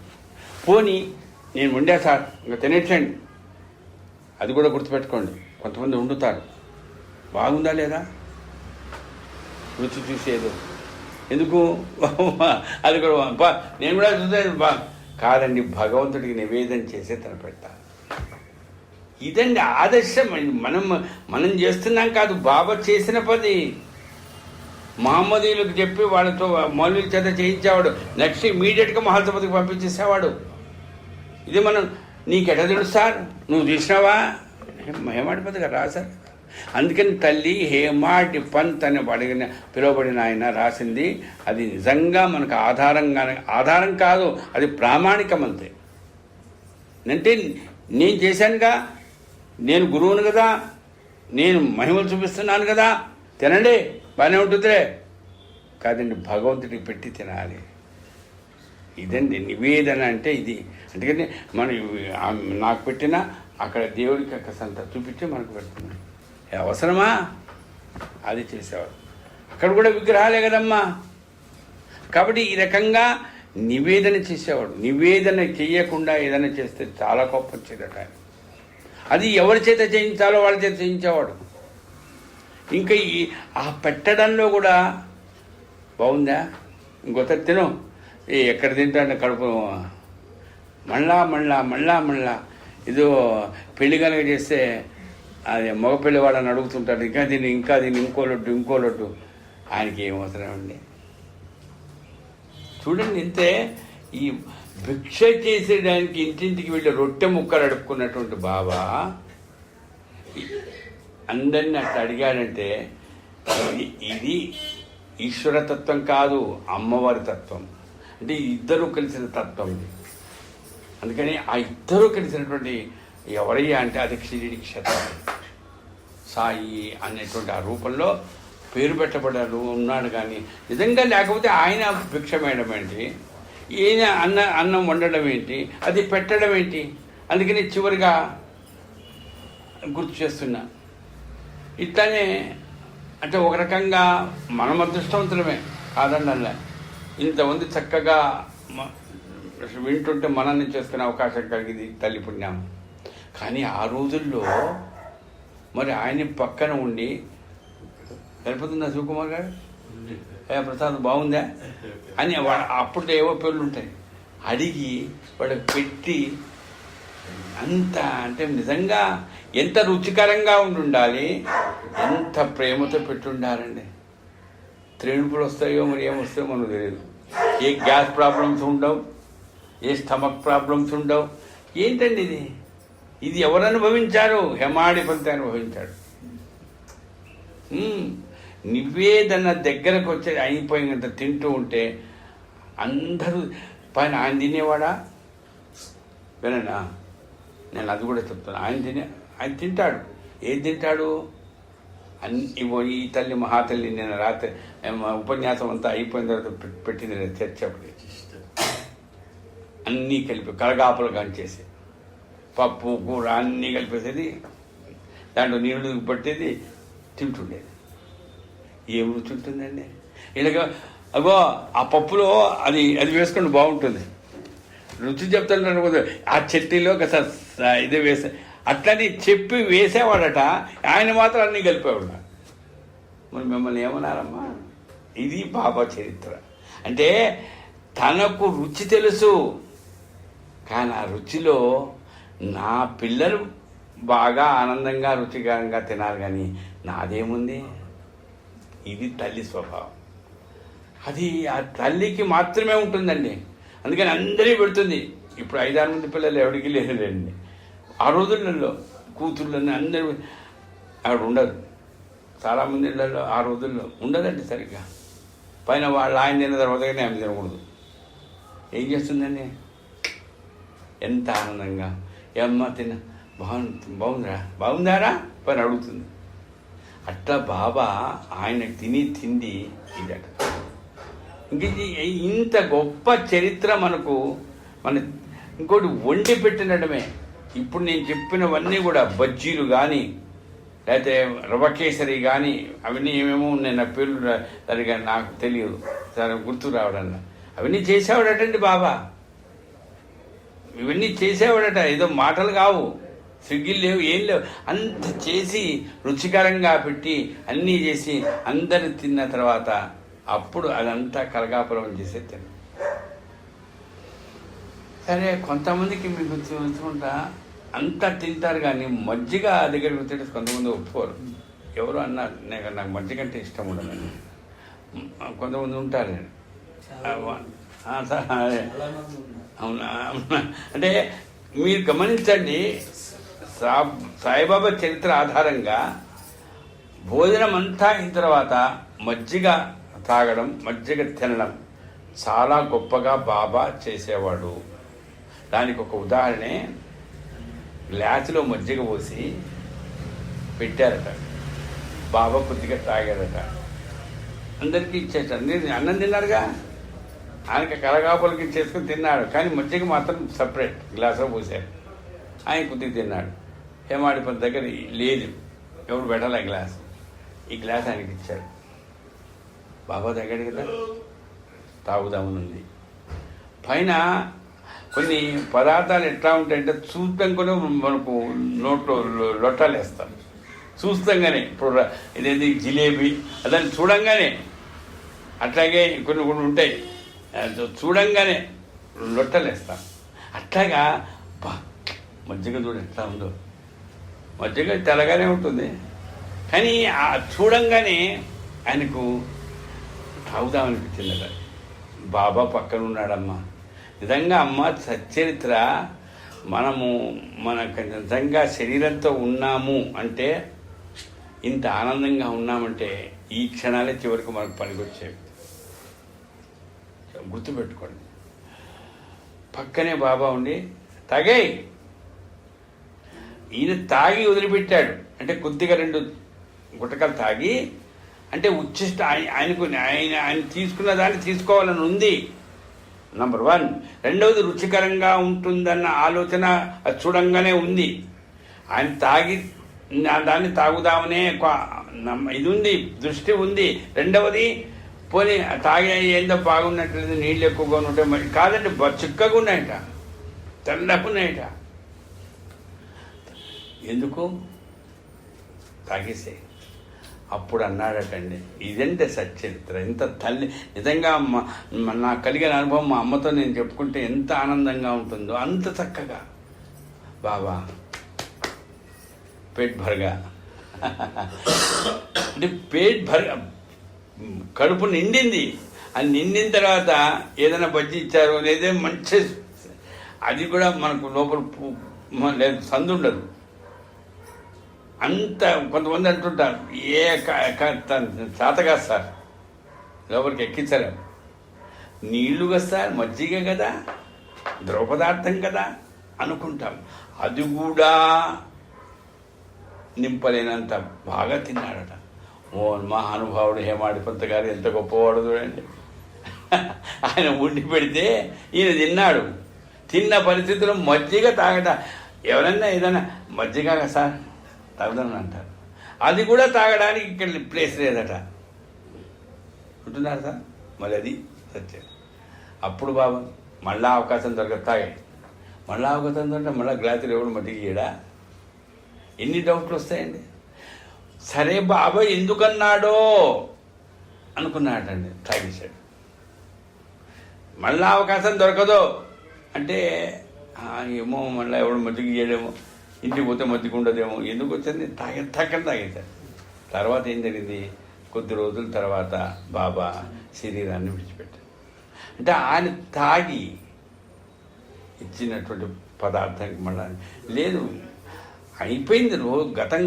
మా అమ్మ నాకు ఆమె తిని నాకు ఇస్తుంది చూడు, అమ్మ నువ్వు మళ్ళీ తిని నాకు ఇమ్మంటే ఏమిస్తాను, లేదుగా ఆమె, మా నాన్న లేడుగా, మా సాయి. అంటే నేను ఎందుకంటున్నా అంటే మనం భౌతికంగా ఉన్నంత వరకు మనం అంతే, ఆ భౌతికత లేదు. లేకపోతే అది చెప్తున్నా, అంటే చెప్తున్నా అంటే దయచేసి వేరే విధంగా అనుకోండి. మా సాయి సంగతి మీకు తెలుసు, అబ్బాయిని ఇంకా వాడు పెట్టాలి, నాన్న ఇది పెట్టి అంటే ఇప్పుడు కూడా అరే ఎన్ని సంవత్సరాలు రా, ఎట్టారా, ఎంత రుచికరంగా అని అనుకున్నా. ఇప్పుడు శరీరం లేదు కదా, కానీ నిజంగా బాబా ఎంత చక్కగా నా చేత అట్లా చేయించాడు. అలాగే బాబా ఏమన్నాడు? మళ్ళా అవకాశం దొరకదు అన్నాడు. దొరకలేదు. ఎందుకంటే భౌతిక శరీరాన్ని తాగి అనేది లేదు. కానీ ఏమన్నాడు హేమాడిపంత్ గారు? అన్వయం అదేనండి భావన. అయ్యో నిజంగా కరెక్టేనండి, ఇంకా ఇప్పుడు పోయిన శరీరంలో ఇదే బతుకు కదా, ఆయన తాగిన పదార్థాన్ని తీసుకునే అవకాశం లేదు కదా. ఎప్పుడైనా గడిచిన దాని గురించి ఏదన్నా మనకు అది లేదనుకోండి, అయ్యో లేదే అనుకోవడం చాలా తప్ప.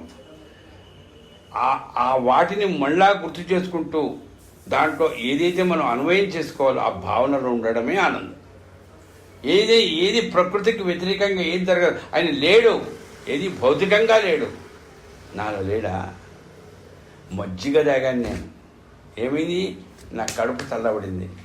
ఇప్పుడు అది మజ్జిగ కాదు, ఈ సచ్చరిత్ర అనే పేరుతో చక్కగా రుచికరంగా చల్లబదనం కలిగించేది కడుపుకు అది ఆ మజ్జిగ. కానీ ఇది చల్లదనం కలిగిస్తుంది. ఈ కథలు ఏ కథలు? సచ్చరిత్రలో ఉండే కథలు. దేనికి చల్లదనం కలిగిస్తుంది? మనసుకు. ఎంత దిగులుతో ఉన్నా, ఎంత ఇబ్బందులలో ఉన్నా బాబా కథలు వింటే చాలండి. బాబా కథను మననం చేసుకుంటే చాలండి, ధైర్యం వస్తుంది. ఎలా వస్తుంది? అప్పుడు నువ్వు తాగిచ్చావే అది, నువ్వు తాగిచ్చింది మజ్జిగ, అది భౌతికంగా, కానీ ఇది జన్మలకు కూడా.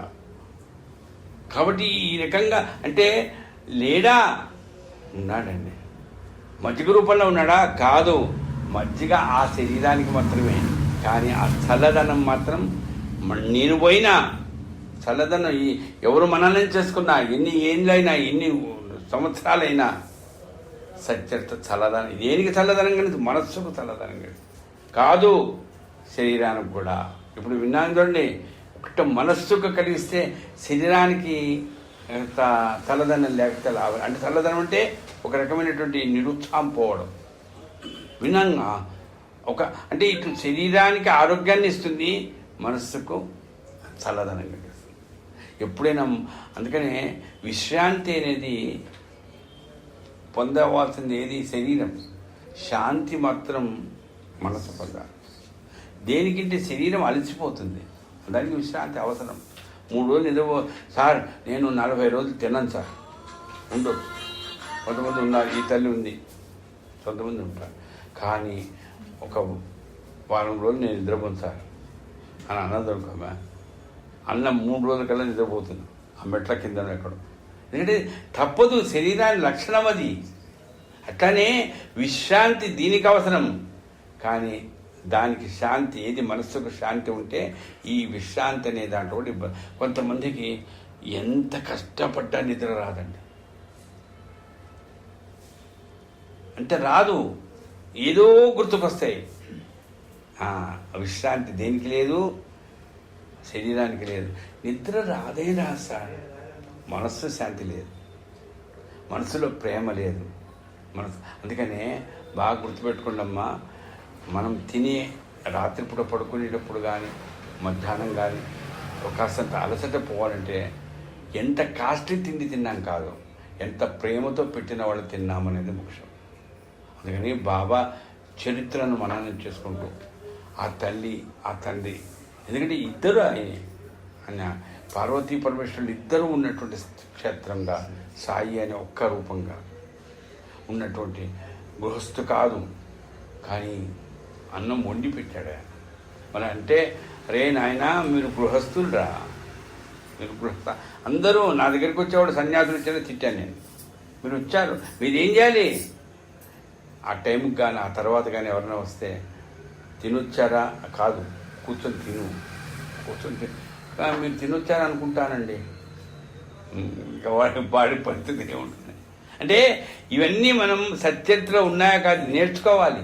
బాబాయ్ అదే మీరు గృహస్థులు, మీకు ఆ బాధ. అందుకని చెప్పాడు స్నాతకం అప్పుడు గురువుగారు చెప్తారు, ఆ తర్వాత పెళ్ళి అయితే గృహస్థ అయితే చూడు 12 గంటల తర్వాత నువ్వు బిచ్చమెత్తుకోవడానికి వెళితే ఒకరు ఇస్తారు, ఒకరు వేయరు, ఒకరు వేస్తారు, ఒకడు పనికి మాలిన చేస్తారు, అన్నీ తీసుకో. అలాగే నువ్వు గృహస్థు అయిన తర్వాత ఆ టైంకి ఎవరన్నా అదే ఆ రోజుల్లో నేను అవస్థపడ్డానే, వాటితో అవస్థపడకూడదు, ఏమే కాస్త ఉండి పెట్టవే మనతో పాటు. ఇట్లా ఇది ఎవరిస్తున్నారండి? గురువు ద్వారా పొందుతారు. ఇంకోటి, తల్లి ఎప్పుడు కూడా మన అమ్మ కానీ ఆ అమ్మ కానీ ఏంటి ఏదైనా వండితే అండి, మీరు మనం ఎదురు కూర్చుందా తిందామనుకోరట, పిల్లలతో కలిసి తిందాం లేదు కదా, ఇంకో పక్క వాళ్ళ ఇంట్లో అది స్వభావం ఎవరికి ఉంటుందమ్మా? ఆడవాళ్ళకు ఉంటుంది. మగవాడికి వెళ్ళా ఎవడు లేకుండా అది తింటుంటాడు, ఆడవాడితే.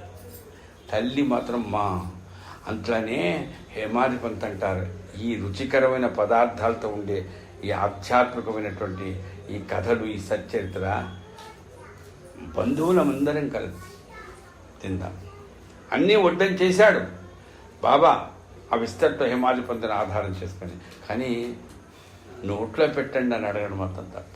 హేమాధిపంత్ అంటాడు ఆ పదార్థాలకు అసలు నా నోటు ఏంది నోట్లో పెట్టేది, ఆ మాత్రం విస్తరతో చేయి పెట్టి తినలేవా అంటే నేను సారు అంటే కొంతమంది ఆయన ఆ మాత్రం చేయడా బాబా మాకు. ఏందమ్మా నీకు చేసేది? నీకు వండి పెట్టాడు ఆయన బాబా సచ్చరిత్ర ద్వారా. మరి అది నువ్వు తినడానికి నీకు రుచికరంగా ఉందని చెప్పినా కూడా బంధువులందరూ ఏమోనండి చూద్దామండి అవకాశం వస్తే ఈ కథలు అంటే దీనికి కూడా రుణానుబంధం ఉండాలి. కాబట్టి ఎందుకంటే అందరూ ఈ రుచికరమైన దాన్ని తినలేరు. కొంతమంది అంతే, ఆ బ్రహ్మజ్ఞానం అడిగిన వాళ్ళలాగా వాళ్ళ స్వభావం అది. కాబట్టి అసలు యథార్థమైనటువంటి అమ్మవారు ఆ ఈశ్వరుడు ఎంత చక్కగా మనకు ఆ ఆధ్యాత్మికమైనటువంటి మాతృస్వరూపంగా తల్లిలాగా మనకు అనుగ్రహిస్తారో అది బాబా గురుచిత్ర. ఇది గురుచిత్ర. అదే మామూలుగా ఏ గురుచిత్ర విన్నా దాదాపుగా దీనికి భిన్నంగానే ఉంటాయి ఆలోచనలు. కానీ ఇక్కడ మాత్రం అట్లని యథార్థమైన సనాతన ధర్మాల్లో సంబంధించిన ఆధ్యాత్మిక మార్గంలో ఎక్కడ పొరపాటు జరగనీయడు. అంత సంస్కారం ఇస్తుంది. అది విచిత్రం. అంటే ఇటు లౌకికం, అటు అలౌకికం, ఇటు ఆధ్యాత్మికత, ఇటు మామూలు ఐహికత, ఈ రెండింటినీ ముడిపెట్టినటువంటి నిజంగా అంటే అది అమ్మకే సాధ్యం. కానీ అమ్మ ఇద్దరు కలిసి చేస్తున్నటువంటి అట్లాంటి ఆ గొప్ప మాతృ ప్రేమలో మనం ఎంత గొప్పగా మనం సేవ చేస్తున్నామా, లేకపోతే మనకు చేస్తున్నారా? వండి పెట్టాడు ఆయన. రెండు బాబు కూర్చోండి జాగ్రత్త అంటున్నాడు. ఇంకంతకంటే ఏం కావాలమ్మా? అంటే మనం చేస్తున్నామా? ఈ తల్లులు చేస్తారు, వండుతారు, తీస్తా పెడతారు. కానీ ఇప్పుడు ఏమైంది? ఆయనే మనకు సేవ చేస్తున్నాడమ్మా. మీరు తినండమ్మా, నేను ఉన్నా కదా, మీరు భయపడకండి, మీరేం దిగులు పడకండి, ఇంట్లో ఏమైపోతుందో అదేమైపోతుందో వద్దు, మీరు కూర్చోండి అంతే, నిశ్చలంగా కూర్చోండి, మీకు ఏం కావాలంటే నేను ఇస్తాను. కానీ మనం కోరుకునేది ఏవో ఉంటాయి కాకుండా ఈ రకంగా ఆధ్యాత్మికంగా గొప్ప ఆలోచనతో ఒక అది బోధనమనాలా, అది విందనాలా, దాన్ని ఏమనాలో మళ్ళీ నేను గుర్తు చేయనక్కల్లా. అట్లాంటిది ఈ 616వ జ్ఞాన యజ్ఞంలో 3వ రోజున గుర్తు చేసుకున్నాను. రేపు ఎల్లుండి ఈ 616వ జ్ఞాన యజ్ఞంలో మాతృప్రేమ గురించి గుర్తు చేసుకుంటూ కొన్ని విషయాలను నేను చేసుకుంటాను. చివరిగా ఒక పాటను మన ఉపన్యాసం ఆపేయమనే ఒక పుస్తకం మాట్లాడమ్మా. ఇక్కడికి రా, కూర్చి వేసాము. ఇక్కడే మాట్లాడతా. అంటే నా మనసుకు ఇవాళ నేను ఎంత సంతోషం అనిపించిందంటే, సచ్చరిత్ర మాతృ ప్రేమ అనే టాపిక్ అసలు ఎందుకు వచ్చిందో తెలియదు. నువ్వే చెప్పింది అది అమ్మ. అదే, కానీ అది ఇంత బాగా వస్తుందని అనుకోలేదు. అంటే మీరు చెప్తా ఉంటే ఎట్లా అనిపించింది అంటే, అది మీరు ఇప్పుడు సచ్చరిత్ర అంటే నా లాంగ్వేజ్ కరెక్ట్ గా ఉండదు, మీరు సచ్చరిత్రలో చదివినట్టు ఆత్మ సాక్షాత్కారం అంటే అది పొందిన వాళ్ళే ఇతరులకు చెప్తారని, మీరు దాంట్లో ఎంత పొందారో అది మాకు అంతగా ఇస్తున్నారు. ఇంత బాగా టాపిక్ అంటే ఒక మదర్ ఎట్లా ఉంటుంది ఆమె ప్రేమ అనేది బాబా ఇట్లా తెలియజెప్పడం. అంటే మీరు చెప్తుంటే ఎట్లా అనిపిస్తుంది అంటే, ఇంకా గురువు మీద బాబా మీద ప్రేమ అనేది చాలా చాలా పెరుగుతుంది. నేను ఇలాంటిదైతే ఎక్కడా వినలేదు. సాయి ఇంతమంది చెప్తా ఉంటారు, నేను ఎక్కడా వినలేదు. అండ్ దట్టు అదిగా మహానుభావుడు అంకుల్ గారు నిజంగానే కావచ్చు, ఈ క్షేత్ర మహిమ, ఈ ప్లేస్ కూడా అట్లాంటిది. ఈ అమ్మ ఇంత సేవ చేస్తూ ఇంత మంచి టాపిక్ రావడం నిజంగా బాబాకు చాలా కృతజ్ఞత తెలుస్తూ, ఇలాంటి జ్ఞాన యజ్ఞాలు ఇంకా మీరు బోలెడు చెయ్యాలని హేమాడ్ పంత్ గారు కనుక దాంట్లో పదే సుత్తెతో కొట్టినట్టు చెప్పినట్టు మళ్ళీ మీరు మా మైండ్కి అది చెప్తూ ఉంటేనే మేము కూడా అట్లా ఉండగలుగుతాం. కాబట్టి ఆ షిరిడీలో కూడా ఒక జ్ఞాన యజ్ఞ సప్తాహం కూడా బాబాని అనుగ్రహం కలిగించమని మీ ద్వారా కోరుకుంటున్నాను. అది జరగాలి, అనుగ్రహం ఇవ్వాలి. అది ఆల్రెడీ అయిందిగా షిరిడీలో. లేదు, అప్పుడు మేము లేవు కదా. అప్పుడు లేదు, మొన్న. అలా కాదు, కేవలం మీ జ్ఞాన నామ సప్తాహంతో కాదు, సెపరేట్లీ ఇట్లాంటి మహానుభావులు ఏదైనా జరగాలి సాయి, తప్పకుండా జరగాలి.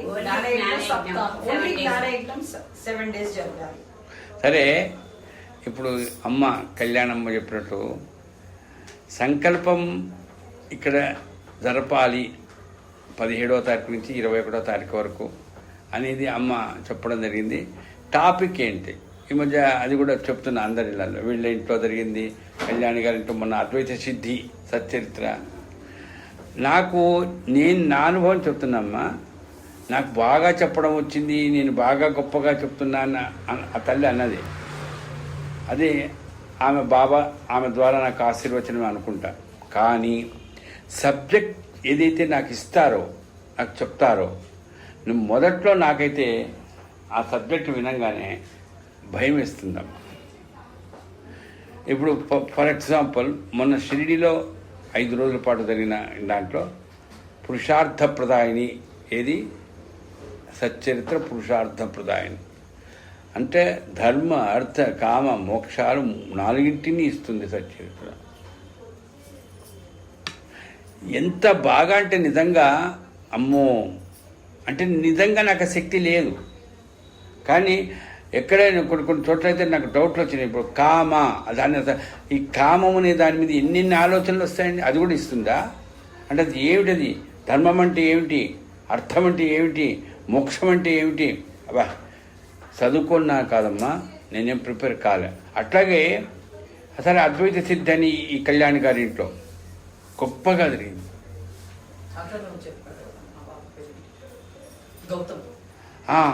సరే మో అది అది అంతే అంతే అది అట్లే వెళ్ళిపోయింది, రికార్డ్ అయింది ఉంది. ఇప్పుడు ఈ తల్లి ఇంట్లో వీళ్ళిద్దరు ఏదో కూర్చున్నప్పుడు నేనే అడిగా తర్వాత కొద్దిసేపు అయిన తర్వాత, మరి సబ్జెక్ట్ ఏంటమ్మా? అప్పుడు వీళ్ళిద్దరు ఇక్కడే ఉన్నారట. మాతృప్రేమ చెప్పండి. మాతృప్రేమ చాలా లౌకికమైన విషయం. ఆధ్యాత్మికంగా ఆలోచిస్తే ద్వారకామ్మ ఇవన్నీ, కానీ ఈ తల్లి అన్నట్టుగా ఈ 3 రోజుల నుంచి వస్తున్న ఏదైతే విషయాలు ఉన్నాయో అసలు ఎక్కడ అసందర్భంగా కానీ లేదా ఏదో దానికి తగ్గంత అంటే ఇప్పుడు ఎందుకంటే నాకు నిన్న కూడా ఈ స్వామి ఆశీర్వచనం ఏంటంటే దేవీ భాగవతం అనే దాన్ని ఒక నియమనిష్టలతో ఆయన పాలన చేస్తున్నాడు. నిన్న మీరు విన్నారు, ఆయన విన్నాడు. నిజంగా నాకు ఇక్కడ వచ్చి కూర్చొని దేవీ భాగవతం వింటున్నానా? నిన్న సబ్జెక్ట్ ఈరోజు అమ్మవారి విషయం పెద్దగా రాలే, అంటే మాయే ఆమె దేవి భాగవతంలో ఉన్నది అదే. మరి ఈ రోజున ఈ భిక్షం వేయడం, అన్నదానం చేయడం ఇంత గొప్పగా అంటే తల్లికి ఉండే ఇట్లాంటిది రావడం అంటే నేను ఒకటే చెప్తాను నాకుండే అనుభవంలో. ఒకటి మీ సంకల్పం, మీ మనసులో ఉండే ఆలోచన. రెండవది క్షేత్రం. ఈ క్షేత్రంలో ఇప్పుడు వాళ్ళ ఇంట్లో జరుగుతుంది, ఇంకోటి ఉంటుంది. వాళ్ళ ఇంట్లో జ్ఞానయజ్ఞం జరిగింది, మీకు తెలుసు అనుకుంటా. నేను ఒక విషయం చెప్తాను. సరే వీళ్ళకు బాగా పరిచయం ఉంది, వీళ్ళ ఆవిడ వాళ్ళ కోడలు అన్నది అందుకు మీరు జ్ఞానయజ్ఞం పెట్టడం ఒక చాలా విశేషమైనది. ఆమె ఇదేంటంటే అమ్మ అంత బాగా ఆమెకు ప్రమోషన్ వచ్చింది. జ్ఞానయజ్ఞం పెడుతున్నామన్నప్పుడు ఇమీడియట్గా ప్రమోషన్ వచ్చింది. ఎప్పుడు సుమారు 2-3 ఏళ్ల నుంచి పెండింగ్ ఉండేది. అంటే ఆమెకుండేమో కాదు. అదే నేను ఎందుకంటే అదే ఎవరి ఆలోచనలు వాళ్ళకుంటాయి కాబట్టి అది ఎట్లా ఉన్నా వాళ్ళ ఆవిడకు ఆయనకు బాగానే ఉంది. కానీ కోడలికి సరిగ్గా ఇష్టం లేదనుకో, 7 రోజులు నాకు కూడా కష్టమవుతుంది.